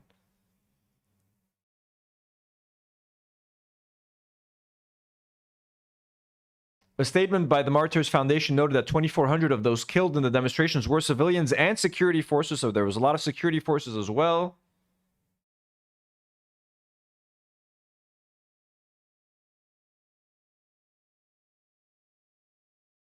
$3,100 people were killed during the crackdown. The US-based human rights activists had said that 4,500 were killed during the wave of demonstrations, including 4,200 protesters.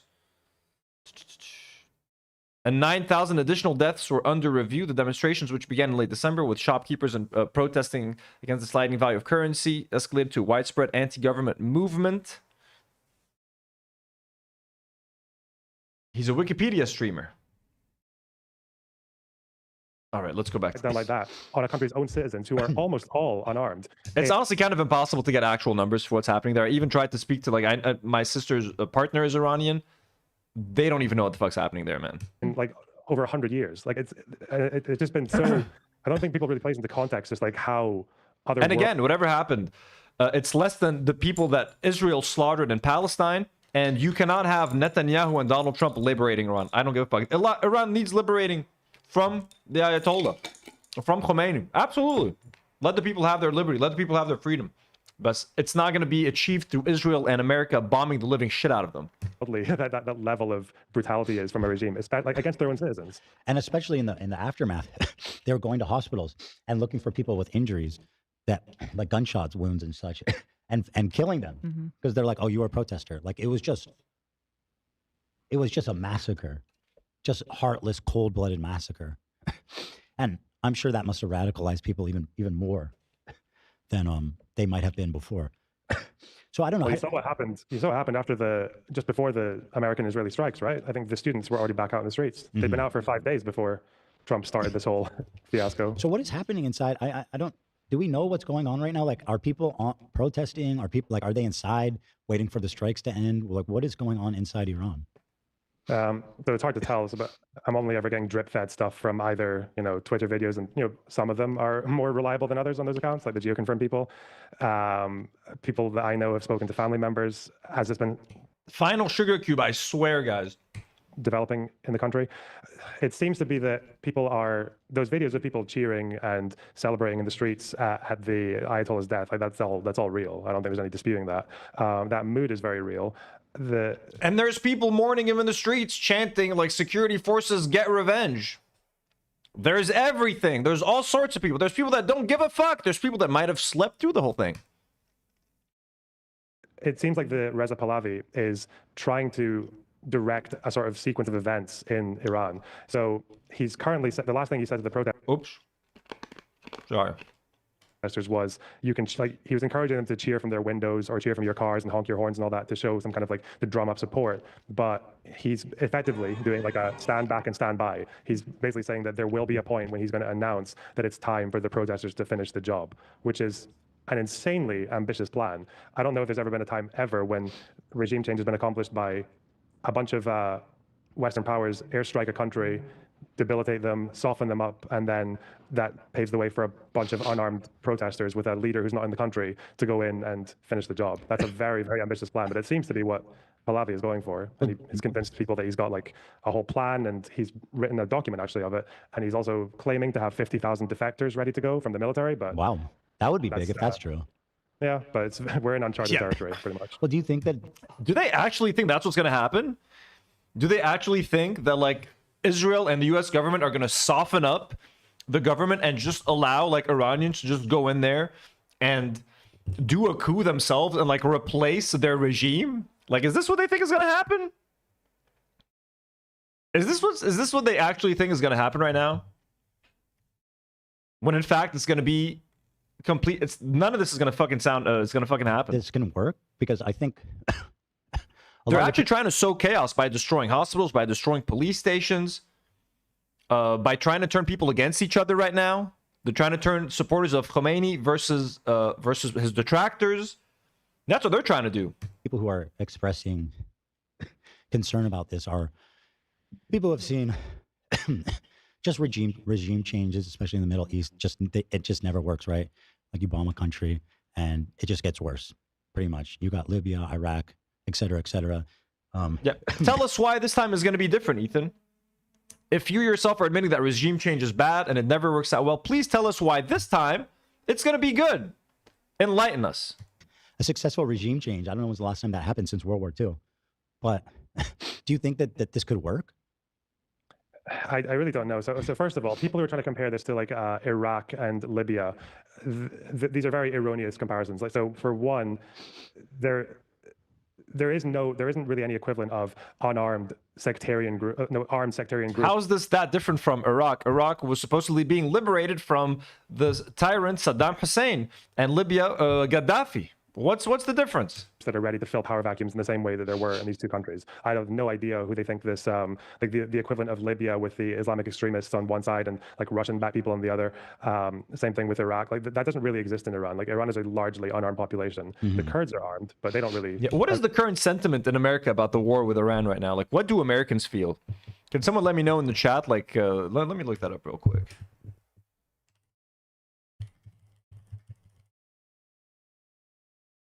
Like, where are all the America First people? Okay, so Time Magazine, most Americans disapprove of war with Iran. Polls show how Americans feel about the war. Only 27% of Americans approved of the U.S.-Israeli bombing of Iran, while 43% disapprove, according to a new poll by Reuters. Ipsos conducted over the weekend before news that 6 U.S. soldiers have been killed in Iranian retaliatory attacks, and it's not the only poll. The U.S. and Israel's military against Iran comes just months before the U.S. midterm elections and could prove to be a key issue, especially as the president who promised peace in his presidential campaign and claims to have ended 8 wars has signaled the campaign could go on for weeks and may even involve American boots on the ground. Okay, so most Americans aren't fucking with us. That's good to see. They've never had ambitions to conquer the whole country and rule like ISIS or the warlords in Libya or anything like that. People also forget, like, okay, Iraq was a failure. Libya was 43 regime change. 43% disapprove. It was like 23% approve. Libya was already in civil war before NATO intervened. NATO's goal in that, which was approved by the Security Council, even Russia didn't vote against it because they all knew Gaddafi was fucked. Gaddafi was literally telling the opposition that he was going to bomb the shit out of them and calling them sewer rats that needed to be exterminated. And the bombing was to basically stop that from happening. Then Gaddafi fell, and then the British very quickly admitted that they had all kind of either underestimated or just turned a blind eye to the Islamic extremist groups that were armed in Libya that were ready to fill power vacuums when Gaddafi was gone. But their goal there wasn't to regime change. Their goal was to stop Gaddafi from basically annihilating everyone in the cities that had opposed them. So, and it also doesn't mention that it's not just Western intervention in Libya. Oh, yeah, the goal is always to just stop these evil warlords. It's not regime change. It's just to stop Gaddafi out of the goodness of their hearts. Is intervening in Libya. Russia supports General Haftar, who is probably one of the most brutal warlords in the world. So yeah, the Libya comparison is pretty bunk. The Iraq one as well. Like, you could also say, well, those two were failures. Kosovo wasn't a failure. They are much better off than they were before NATO intervened. Liberia was an American intervention that went fairly well. Syria, for all the flaws of their current leader, they're not going back to what happened under Assad. Like they're still not anywhere near how bad it was. Syria's pretty fucked up right now, man. With Assad. So each country is unique. Like the Middle East is a very, very complicated place with very, very unique circumstances. And Iran is particularly different from the rest of the Middle East because of its history and its current situation. So you frequently the only hear answers I don't know, really. You frequently hear this refrain that this type of regime change always makes things worse. I mean, that sounds like that's not necessarily true if you analyze everything on the whole. It doesn't have to be worse. It could be. It could be worse in the sense that one outcome potentially is the Ayatollah is gone, but then there's the youth of the IRGC who are easily the most indoctrinated, most radicalized faction of the entire Islamic Republic. They're the youngest generation, and they're more radical and more hardline than the first Ayatollah, than the second, than anything. And that's actually part. They're just playing. Look, he's just playing the footage of Iranians celebrating on loop in the background. Why they've managed to, it was quite easy for them to crack down on protesters because these young security officers are just very, very willing to do whatever it takes to keep the regime in power. There is a chance that they survive the airstrikes to a degree that they can establish some kind of military dictatorship over Iran, which is worse than what we currently have. But it could also go particularly well, right? You could have defectors from the army and from the Basij, like the security forces. One moment. You could have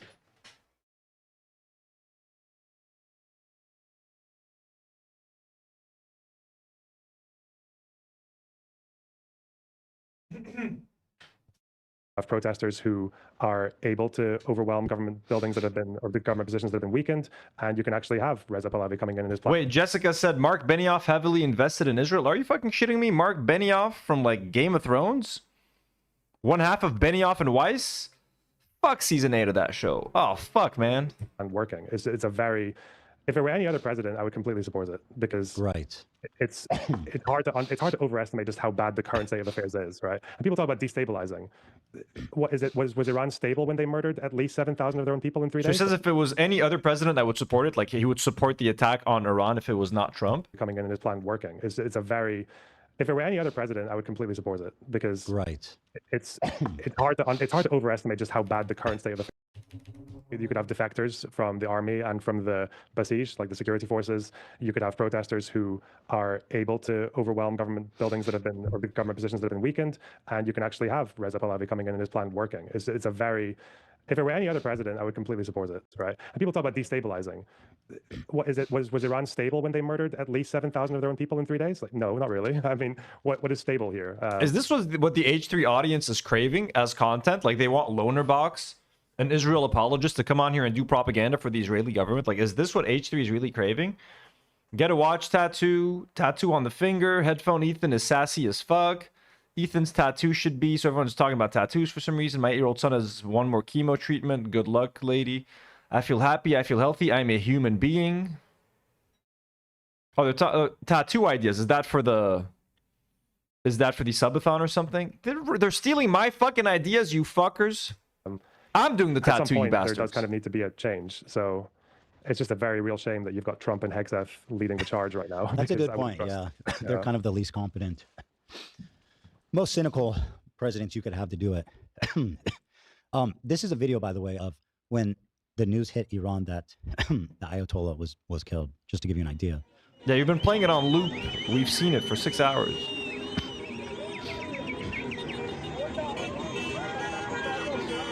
That's like universal rejoicing. There's like, if you were afraid that there was people that a lot of people that disagreed with you, I don't think you would see this type of universal just celebrating in the streets. It just seems like the vast majority of people in Iran are happy to throw the dice and try to improve their situation. But also on top of that, like Iran is so fucked up. Like the inflation has gone crazy because of the, basically, I don't know, the Ayatollah sends a shitload of their money to fund terrorism. It just seems like their current situation was just totally unlivable, just not sustainable at all. Yeah, and it's been like that for a while. Iran is, when people talk about dictatorships, there's something that is... So I'm just looking for I have like videos of Iranians mourning Khomeini. Let me just pop one of those open. It's going to take a second to scroll to. God, I got so much shit over here.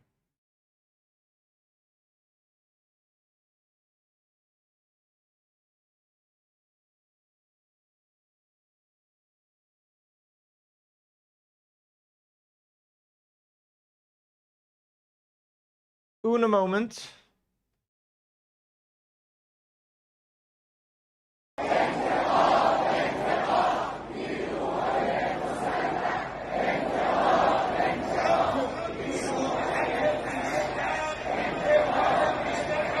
These are thousands of Iranians on the streets demanding that the IRGC get revenge for the death of Khomeini.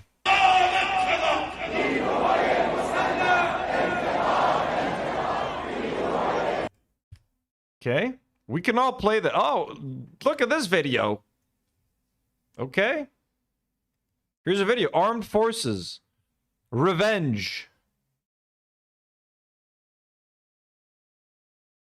Just keep that in mind for a second. Probably worth remembering is that not all dictatorships are unpopular. China, for example, is a dictatorship, but I'm pretty sure most people in China are either okay with or indifferent to or actually just supportive of the CCP. Like China doesn't really have to worry that much about getting like anything like what's happening in Iran. Right. Lots of dictatorships are like that. Iran is exceptional in how different the population is from the regime. And it's been like that for a really, really long time. Even if you consider how the regime came into power, do you want to go, do you mind if I take a minute to go into that? You can go ahead, yeah. Okay, so like the Ayatollah, the first one, Ruhollah Khomeini, he obviously came from. Hey, look, I'm just going to skip through the history lesson here because we want Ethan to say some shit as well. Reasons. So they like the influence or any foreign influence very well. You've seen the pictures of. I want to get into war justification. Like an obscenely crazy law to just say blank check to any American to do whatever they want. It's a very old imperial. For someone who's representing the people to pass a law that says. Yeah, and the Ayatollah was usually quite average joker. Thank you. Cagey about naming America specifically in his speeches because of the risks, and he would talk about Israel plenty, but not America. He would usually just say foreign influence. But in this speech, he names America very, very directly, and he has this like really powerful line in the speech where he basically says that because of these laws, they have reduced the Iranian to below the level of an American dog, right? And it's very. Oh, did you guys hear something? Chris says it's loud. Was that an explosion? Amari. Just heard a missile right now and then the alarm shots. Amari, where do you live? Or Amar? Chris, what are you guys hearing right now? So, are you guys, fuck, man. Guys, our own viewers in the live chat right now are describing the explosions that they're hearing and like jets and rockets. God damn it, guys.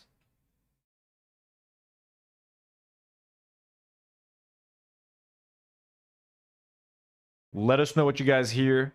Inflammatory. It stirs up a lot of sort of word in the press and everything. And he ends up being exiled for basically just stirring up too much shit. And he was very, very insulting towards the Shah. He belittled him quite a lot. The Shah effectively became quite obsessed with the Ayatollah because he just didn't know how to deal with him.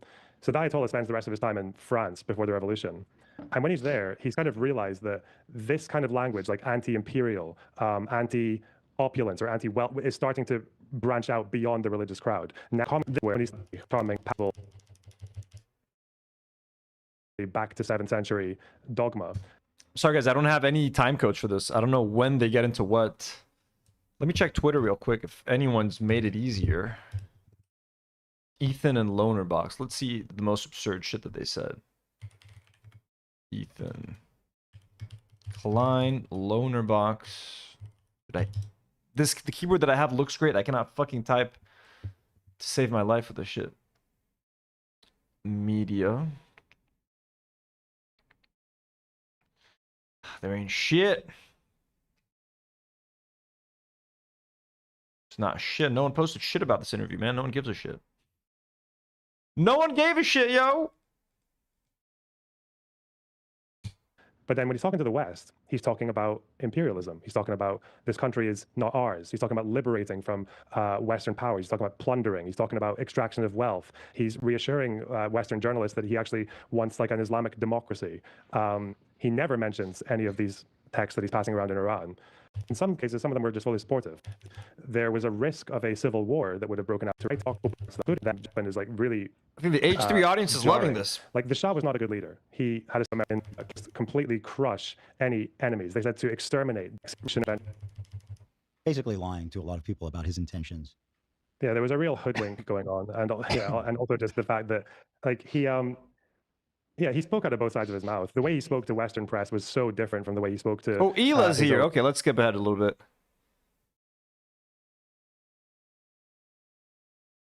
Yeah, there was some kind of Zionist plot or there's some kind of like a diehard, most likely illegal. And so I think a lot of people are hesitant based on that. Like you said, if it was that's like a very Maoist message, attacking opulence, things like that of the Western world. It's a very Maoist thing as well. So yeah, they were always very good at messaging in that sense. A lot of the opposition I'm seeing is from leftists. I think liberals I've seen who are critical of it are more so concerned about just Trump basically just unilaterally creating a war, like most likely illegal. And so I think a lot of people are hesitant based on that. Like you said, if it was why aren't you hesitant, Ethan? Why are you so eager to share videos on your Instagram and to share posts? Oh, look, all these Iranians are happy, which is basically indirectly celebrating what Trump and Netanyahu are doing. Ethan's just too much of a coward to fucking maybe openly say that he supports what's happening. We skipped a little bit here, so maybe he said that earlier. Any other president, there'd probably be a lot more support for it. But Trump has no one's trust, essentially, outside of his most diehard supporters. So why do you trust and support it, Ethan? Two things, like people who are distrustful of the Trump's administration, obviously. And what about the Israeli administration? What about the Israeli government? What about people that don't trust Netanyahu and his murdering, fucking genocidal cabinet? Which I agree with. And then the other one is that almost like when I see Hassan and folks like him talk about it, it seems like he's pro Ayatollah. He won't come out and say it, but essentially he was good with the status quo, it seemed like. Because whenever it was like talking about the protesters... Again, brings up Hassan. He can't do it without bringing up Hassan. No one is pro-Ayatollah, but we prefer the Ayatollah over the Israelis. I'm sorry. Yes, one evil is less shitty than another. Isn't that what all your American elections are based like this? The only choice you give people is evil, lesser evil. Well, this is the same shit we have here. Evil, lesser evil. Okay, we're going to go with the lesser evil. What do you want from me? They're always toying with the idea there was some kind of Zionist plot, or there's some kind of agents that are creating unrest in the country. Of course it's a Zionist fucking plot, man. The war on Iran right now is not a Zionist plot. So I don't know, it just seems like they like the status quo there. And a lot of what they're doing is to downplay the severity of the Ayatollah's rule and kind of and downplaying the genuine celebrating, at least for the time being, of the Persian people in and out of Persia, kind of trying to downplay what seems to be... He's calling it Persia now? Not even Iran? The Persian people in Persia, fucking call it Iran, ya hamad. What the fuck is going on, man? Irrefutable reality. And so I really don't know how to interpret the conversation outside of my bubble, because I don't really take in much mainstream discourse. I don't even know where this kind of mainstream discourse takes place. You could put on CNN, you could put on Fox News, but online on Twitter, I think does influence, and TikTok influences how young people feel about these issues. And a lot of what I see there is dominated. I'm sure Ethan loves the new TikTok owned by Larry Ellison. You can't even say Zionist on TikTok. Ethan feels safe to be back. By the way, yeah, notice that when Ethan chose to come back to TikTok, it's basically when the Ellisons owned it.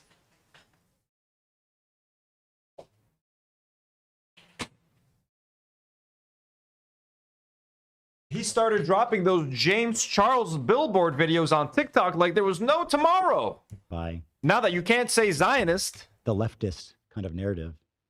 I don't know if you see this. Yeah, I mean, I completely sympathize with the liberal skepticism of it, in the sense that it's a very incompetent regime. It's a very incompetent leadership in America doing it. Oh, no, you said it right. A regime, too. The Israeli regime and the American regime. You're right, Lonerbox. Don't correct yourself. I wouldn't trust Trump or Hegseth to sit the right way in a toilet seat, right? Let alone go and do something like that.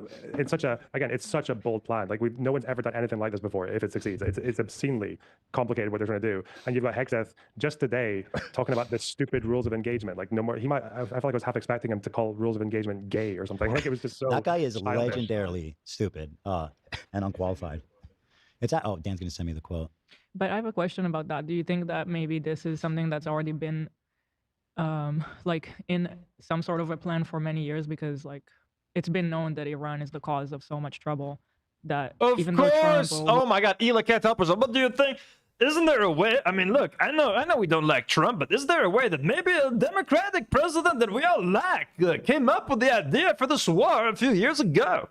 How do we know? I mean, maybe this plan, because we all know Iran is the ultimate evil. Iran is so evil and they're the cause for so much evil that happens. You know, how do we know? Oh my God, the justification. Look, fuck Zionism, fuck Zionists, and most importantly, fuck Israel.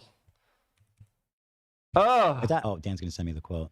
But I have a question about that. Do you think that maybe this is something that's already been like in some sort of a plan for many years? Because like it's been known that Iran is the cause of so much trouble that even though Trump or whoever is in charge or the people in charge, there's actually knowledgeable people heading the attack and they have like planned this over years. Or I mean, yeah, I mean, she's so desperate, grasping herself. Aren't there like smart people that are there, you know, that are there to decide what's gonna happen? Like, we know Trump is evil, and of course I think that I claim Netanyahu's evil on camera. So we know all these incompetent, evil, genocidal people are doing this, but maybe there's like smart people that have been planning this for years, right? Like, help us justify this. Can we make this okay? Obviously, you're Israelis. I guess you probably understand this quite well. Like, obviously in Israel, like you can have half the nation or more than half the nation hating Netanyahu, but they'll still say like 90% of us support the IDF, right? Like, yeah, because they trust that there's a difference there, and there's like the competency isn't actually spread equally. Yeah. I mean, there obviously is partly this. Oh, and now he's not only like he's creating this buffer zone between him and Ela, for him and Ela right now. Like, look, I mean, some people defend. I know you guys criticize Netanyahu, I criticize him too, but like we support the IDF. Like we're just out here supporting the IDF. That's it. We know it has nothing to do with Netanyahu. Same in the United States. I think the difference is how much overstep and how much people like Trump and Hegseth have tried to get involved in the American system, right? Like Pete Hegseth giving his little speech to all the generals, telling them that no one's allowed to be fat anymore or overweight. Everyone apart from the commander-in-chief, by the way, because Trump is literally, like, I'm pretty sure if you put a pin in that guy, he would burst and you just get showered in like a fucking torrent of semi-digested McDonald's Happy Meals. But like, yeah, so that's maybe a bit of a difference, and that I don't know if you know about that. Well, you know about the strike on that school that happened in the first wave. Can you talk about that? Because I've seen so much about it that I don't know what's real and what's not. Automatically casting doubt. There you go. Can you make sure? I mean, how do we know it's real? How do we know that these 151 schoolgirls were killed? Lonerbox, let me know. I mean, we don't doubt. When we tell you Israelis are dead, we believe it. You have to believe it. But I mean, how do we know it's true? How do we know it's not true? Fuck you, Ethan Klein and Ela Klein. Mainly Ela Klein right now. She's what I don't know why this came out for Ethan.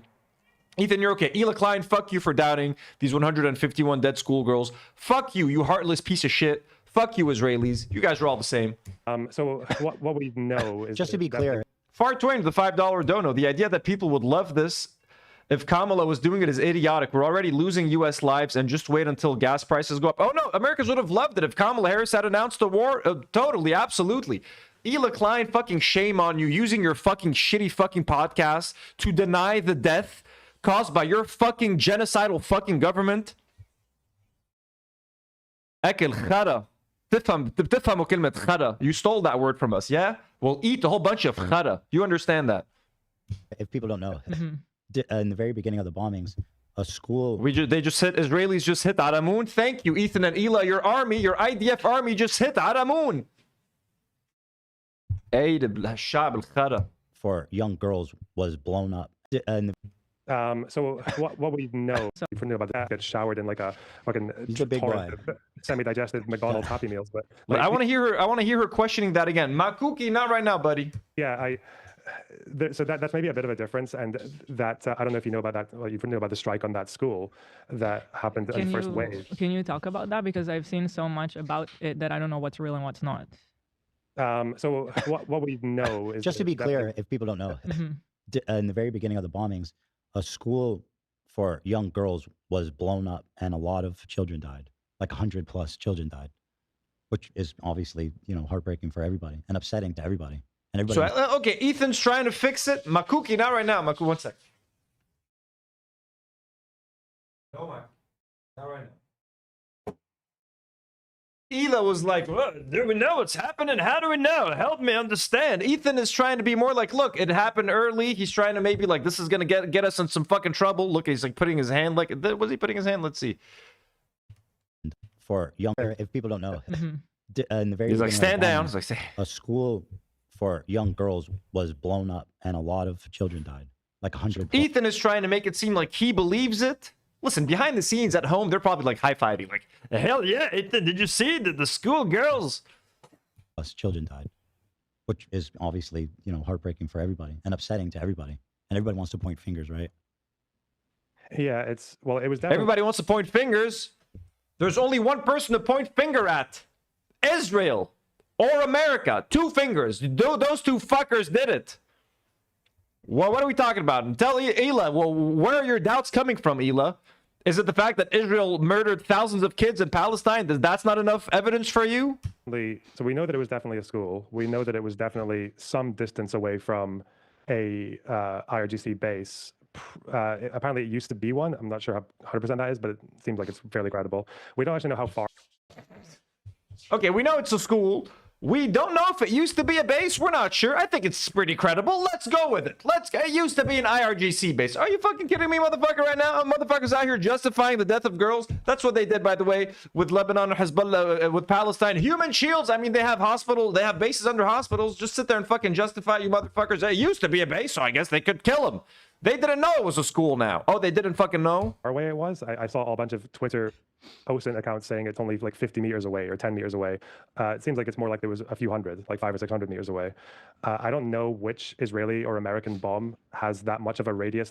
Yeah, every bomb has like a range that it can miss by, right? Even your guided JDAM munitions, they can still miss by like 30 or 50 meters. I don't know what can miss by 600. I'm not aware of whatever weapon is that bad. I think whoever blew up the school must have meant to do it. Because it's just, right?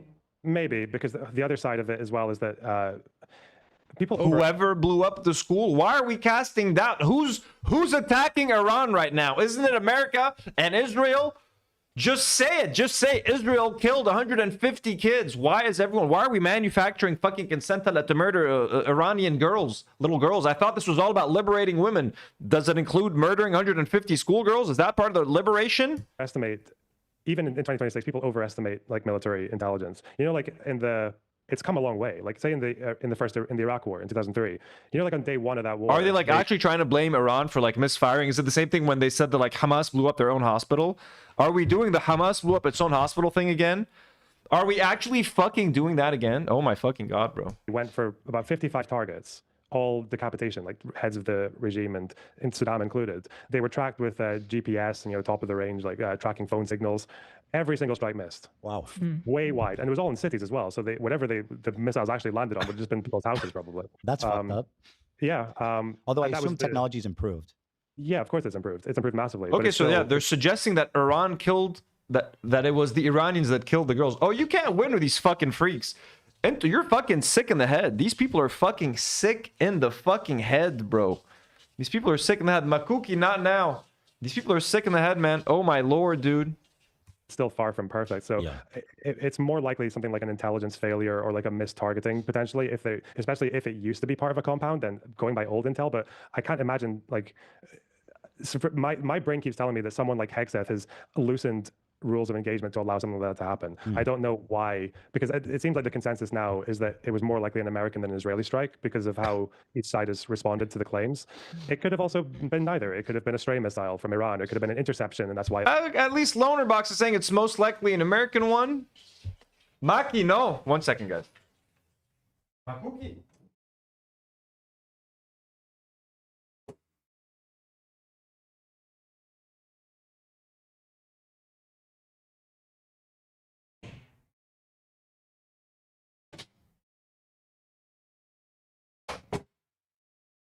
Sorry, guys. Makuki wants to spend time with his daddy.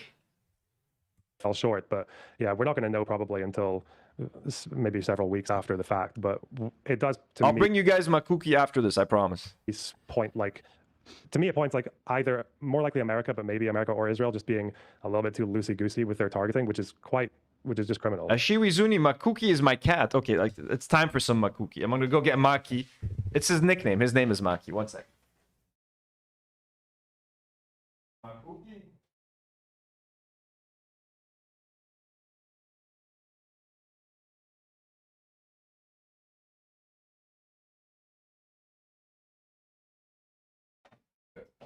He doesn't love being carried.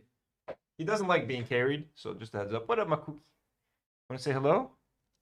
Machupi. Calm down, calm down, calm down. Stay down. Chill out, Makuki. Chill out. You want to say hello to the people? You want to say hello to the people? All right, get down. Get down. Sweet boy. Sweet my cookie boy. What do you want to do? What do you want to do? All right, let's go. Camera closer. Okay, let's go. You're that sweet boy. There's your Makuki break, folks. There's little Makuki. Like, I don't know why. The fact that it was the first wave of strikes. Why is if your first wave of strikes is near a school, why are you doing that? Like, wouldn't you want to? If you're going to strike targets, I would imagine that you would go after the more obvious ones first, and then if one is near a school, then at least that's when you would expect like there to be after you've already struck other places and there are sirens going off and people have chances to evacuate. Because I imagine after the first strikes, did you not wonder that during the whole genocide? Idiots. Kids at school would have had to go home, and then bases that are near the schools would be much easier to target. But yeah, I don't know, something sounds very, very wrong about how that happened. Dizzle says they're trying to say that they had outdated info, but I don't believe that shit for a fucking minute. Israel is a genocidal state. Oh, of course, yeah. They thought it was still a base, but turns out it was a girls' school. Fuck them. Who the fuck believes that, dude? Israel is tapped into everything. They know what I'm saying right now. They're tapped into everything. They know everything. They have AI fucking scanning every single thing that anyone says on social media all the time. They have eyes and ears everywhere. The Mossad is unfortunately really good at their fucking job. Like, yeah, no chance that they had outdated information. Are you fucking shitting me, dude? It's horrible. It's so horrible that shit happens. And it's just so, it's just, America and Israel in this war, like, this is the worst. If this is what, they're losing the war immediately. Just like blowing up a fucking school. It just doesn't get worse than that. 100 kids. It's just fucked up. Upsetting. That's what you get when America and Israel start a war, Ethan. Why don't you condemn this war? If you understand that Trump is a piece of shit, if you understand that Israel is a genocidal state, if you have admitted yourself that the IDF are terrorists, if you think that it's so heartbreaking for these 150 schoolgirls to get killed, why don't you condemn this war instead of celebrating it on Instagram? Here's the quote. And inviting this motherfucker to justify the whole thing right now. Hegseth, he said, "No stupid rules of engagement." Oh, it was America then. He said there's no rules of engagement. That's actually really dark. I mean, the only thing we've got there is that, like, I think. But wasn't this war planned by really smart people, maybe before Trump? So, I mean, the rules of engagement, Ethan, who cares, right? Tom from America said that they were looking into it. The IDF just said they weren't operating in that area. So there was like one OSINT account, like actually a left-wing one, that was saying there was more like an American one. But I don't know. It's to me, yeah, I feel like Hegseth has got his fingerprints all over that. It's just my instinct. So he said, "No stupid rules of engagement, no nation-building quagmire, no democracy-building exercise, no political correct wars." He said, "We fight to win. We don't waste time or lives, as the president warned. An effort of this scope will include casualties." Jesus Christ. You remember what Hegseth was doing before he had his role when he was a Dizzle says they're going to try to turn it into Iran. They're going to try to turn Iran into Gaza and Libya. They want a failed state so they can do the same. Yeah, exactly. We talked about that earlier. They're destroying hospitals. They're destroying police stations. Why would you do that unless you wanted to sow chaos? They're trying to turn people against each other, pro-Khomeini versus anti-Khomeini people. Of course, again, whoever thinks that this is a liberation thing or like the whole thing is just fucking insanely stupid. News guy. He was campaigning under Trump 1. He was campaigning to get people who had been either tried or convicted of war crimes pardoned. Oh, so he's a big fan of war crimes. Yeah, like literally U.S. guys who were found guilty of opening fire on civilians in Iraq. One guy was like a Marine who threatened to kill his own guys if they told on him, and Hegseth got him pardoned. Yeah, he is a monumental. So you might say his platform is pro-war crime. He's the war crime guy. That's crazy. That's crazy. And what's his position again? Sorry. Just like. He's the guy, like the main guy. I didn't know there was a secretary. I thought it was Secretary of Defense. What's the Secretary? They changed it to be Secretary of War because it's cooler sounding. I guess it's more honest. Dude, I would love more Ela takes, honestly. Does Ela say anything else in this podcast? Okay, right here. Rabin becoming the prime minister, and you have the Oslo Accords. And then you went into 2000 with the closest Israel and Palestine ever came to ending the conflict. So it does make me wonder sometimes if these proxies actually just make things worse. Like they basically give right-wingers in Israel all the... That's actually really interesting. I never thought about it like that, but... It's wishful thinking, but you never know. We do know that the Israelis are capable. Like you said, back when Rabin was prime minister, people wanted peace. They wanted... I mean, also I know I haven't been in Israel in a while, but from my experience there, it is always the terror attacks that just make things feel like you're always in fear, you're always unsafe. You give the government more power because you're scared and you want them to protect you. And then I used to hear from my dad when he used to work in making gravestones out of marble, he used to drive to a lot of places in Palestine. You know, like we don't, it's like Yehuda v'Shamron, you know, is how they call it in Israel. But they would go back and forth like no problem. And there were casinos there that sometimes my dad would go to. I remember as a kid. So from what I know, it's always been like terror that makes things worse. And then there would be like a wave of terror, and then there's more lockdowns, there's more, you know, checkpoints, all those things. Terror? I wonder what terror Palestinians felt. So I feel like without somebody like Iran that... Maki, relax. Let's see what are we doing here.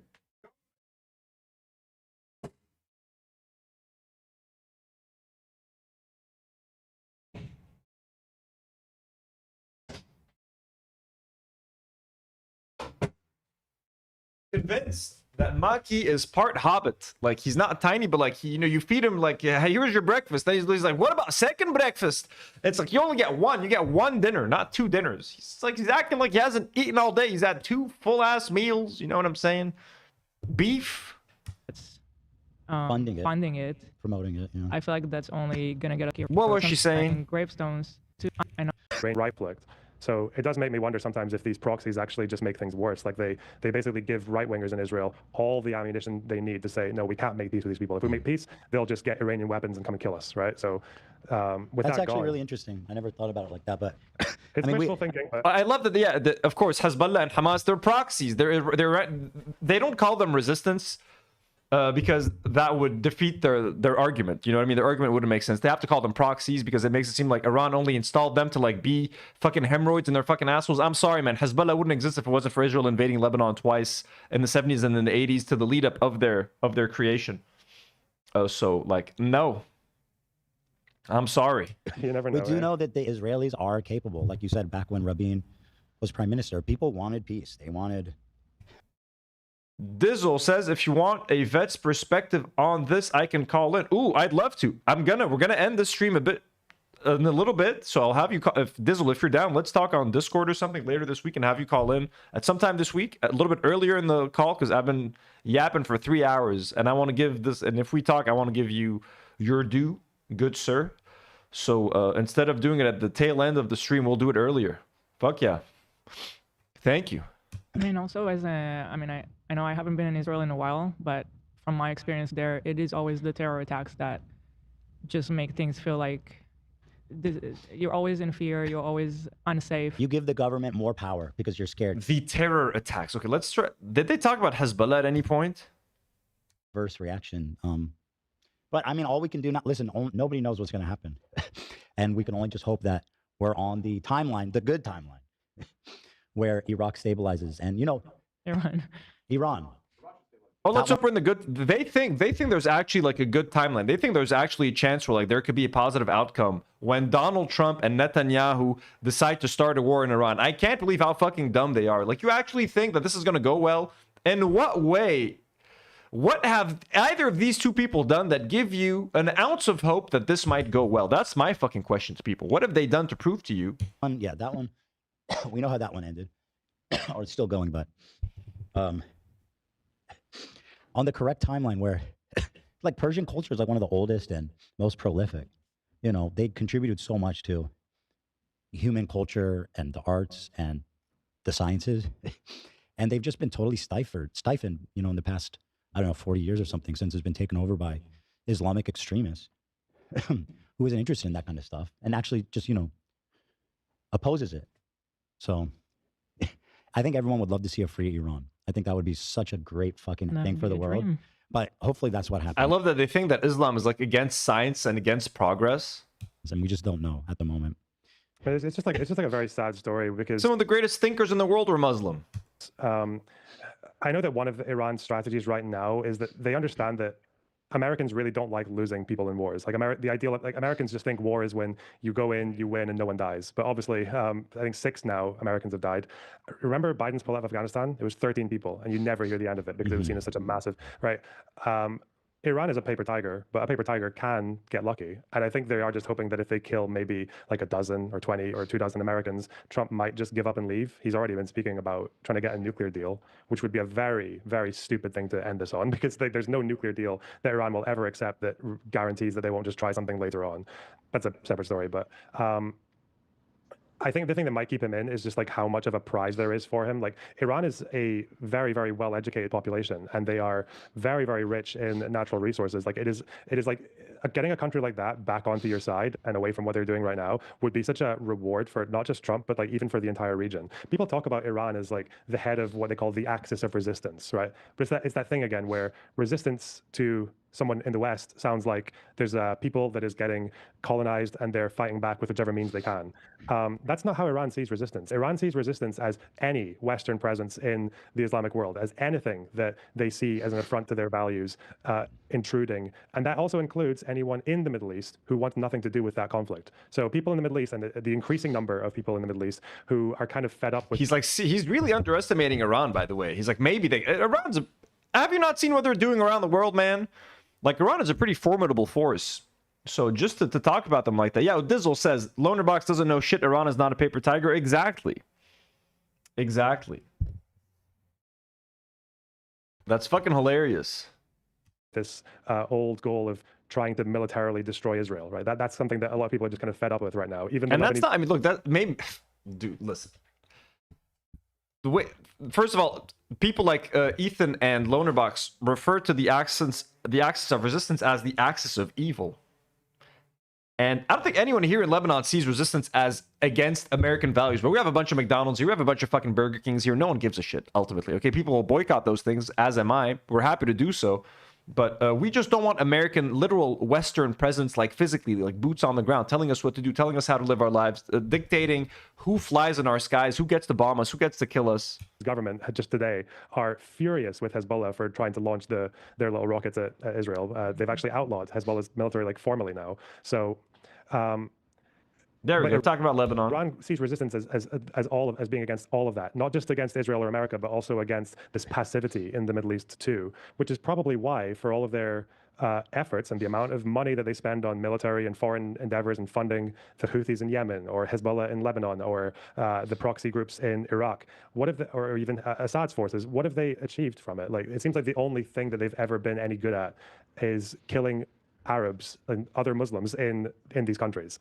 They've killed far more than they have Israelis or Americans, if you look at their whole time. They helped Assad stay in power. Assad killed like, what, 300,000-400,000 of his own people and just to keep a hold. And they've all crumbled now, right? Like Assad's gone, Hezbollah, they fired 6 rockets. 6. If you asked me like 2 years ago, I would have probably said Israel's probably going to get bogged down and maybe even lose if they fight Hezbollah at the same time as Hamas. That was usually, Hezbollah were the jewel of the Axis, and now they're done. And it's also just because people don't really believe in it anymore, or they're struggling to get people to believe in it because it just hasn't shown any results. So yeah, it was when people lose sight of that, I think.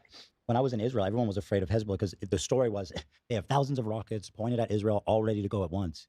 And it seems like across the board, not just Hezbollah, but also in Iran, that the military might that they promised, that they postured, really didn't matter. Hezbollah has been significantly weakened, not on the ground. On the ground, Hezbollah fighters will whoop the living shit out of all IDF soldiers, even probably Iranian soldiers, American soldiers. Hezbollah are very much badasses. Iran has their rocket capabilities are great. Are you kidding me? Like, have you not seen what they're doing to the world and to Israel right now? Like, they're pretty powerful. And they have a massive stockpile. They've been stockpiling that shit for fucking decades, man. Amount to much on kind of both sides, isn't it?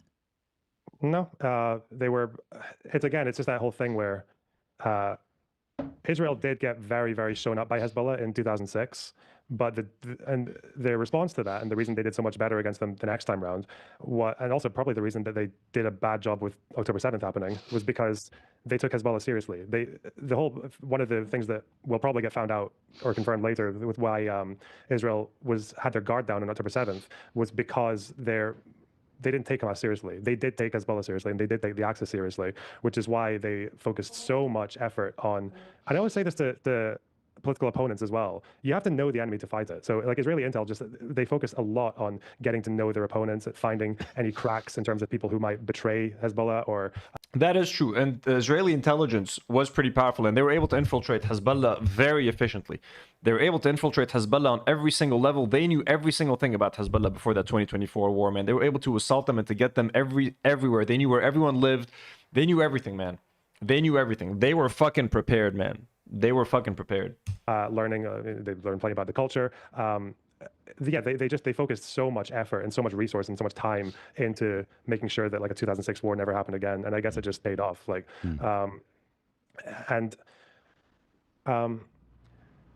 yeah, I guess it just also seems like the more time goes on, you notice there's always this pattern with revolutionary dictators, is they always go from like a really compelling leader to a really bad one. Like you go from Fidel Castro to Raul, who no one really knows or cares that much about, or you go from Chairman Mao to, there was a guy between Mao and Deng who came in just after Mao who didn't last very long at all because he just wasn't fit for the position in the slightest.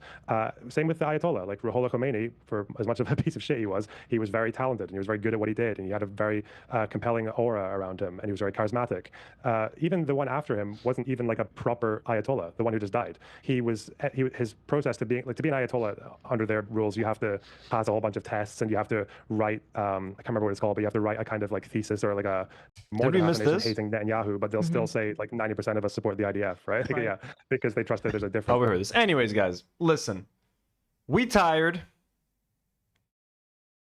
Is Donald Trump dying? Then we got some random shit. What can we even say? Thank you guys for being here. Thank you guys so much for all the support today. Cedar Down Under with a 50 gifted membership. We got Jim D. Duker with the gifted memberships as well. And someone joined 50, also became a member. Thank you so much. Thank you to everybody who sent in a super chat today. Thank you so much. You guys have been so incredibly supportive over these last couple of days. Thank you so much. You know, it's great to have you guys here, especially, you know, with all this uncertainty created by our lives here, by Israel constantly fucking with us, you know. It's nice to know you guys have our back. I will be streaming this whole week. I'll be streaming Wednesday, Thursday, Friday, most likely as well. Might take one day off, but I'm gonna be. I mean, there's so much happening here. We're still gonna try to have some fun here on the channel. I don't know if I'm gonna get Nour and Karine to come here. It might be safer for Karine to stay home because they both live in Beirut, so having them come here and then drive back home at night, I don't think that's safe. So I'm most likely gonna be doing things solo for the time being. Let's see how things settle, what happens, and then we'll see if the girls can come here and do a stream. I'm going to ask them tomorrow how they feel about it, but like obviously there's no pressure for anyone to come. I know you guys would love to see them here. I would love to have them here as well, you know what I mean? Get their perspectives as well on what's happening, but it's just, we're just going to keep safety first for now. I'm still planning the subathon for mid-month. I don't give a shit what happens. The Israeli army could be underneath my building with guns aimed at the building. We are doing the fucking subathon and we're going to have a good fucking time, regardless of what's happening, because we can't keep putting our lives on hold as well as Arabs and as Lebanese people. Like, we've been doing that for the past 3 years, to be honest with you guys, and the show must fucking go on. I'll see if they can join virtually. Maybe they can. Maybe they can. Thank you guys for being here. We love you. We appreciate you. We'll see you the rest of the week. God, this is just exhausting to think about, man. This is all exhausting. But you guys make it a little bit easier. We thank you. We love you. Thank you all for the support. I will see you later this week. And as always, folks. Ooh, 1 second.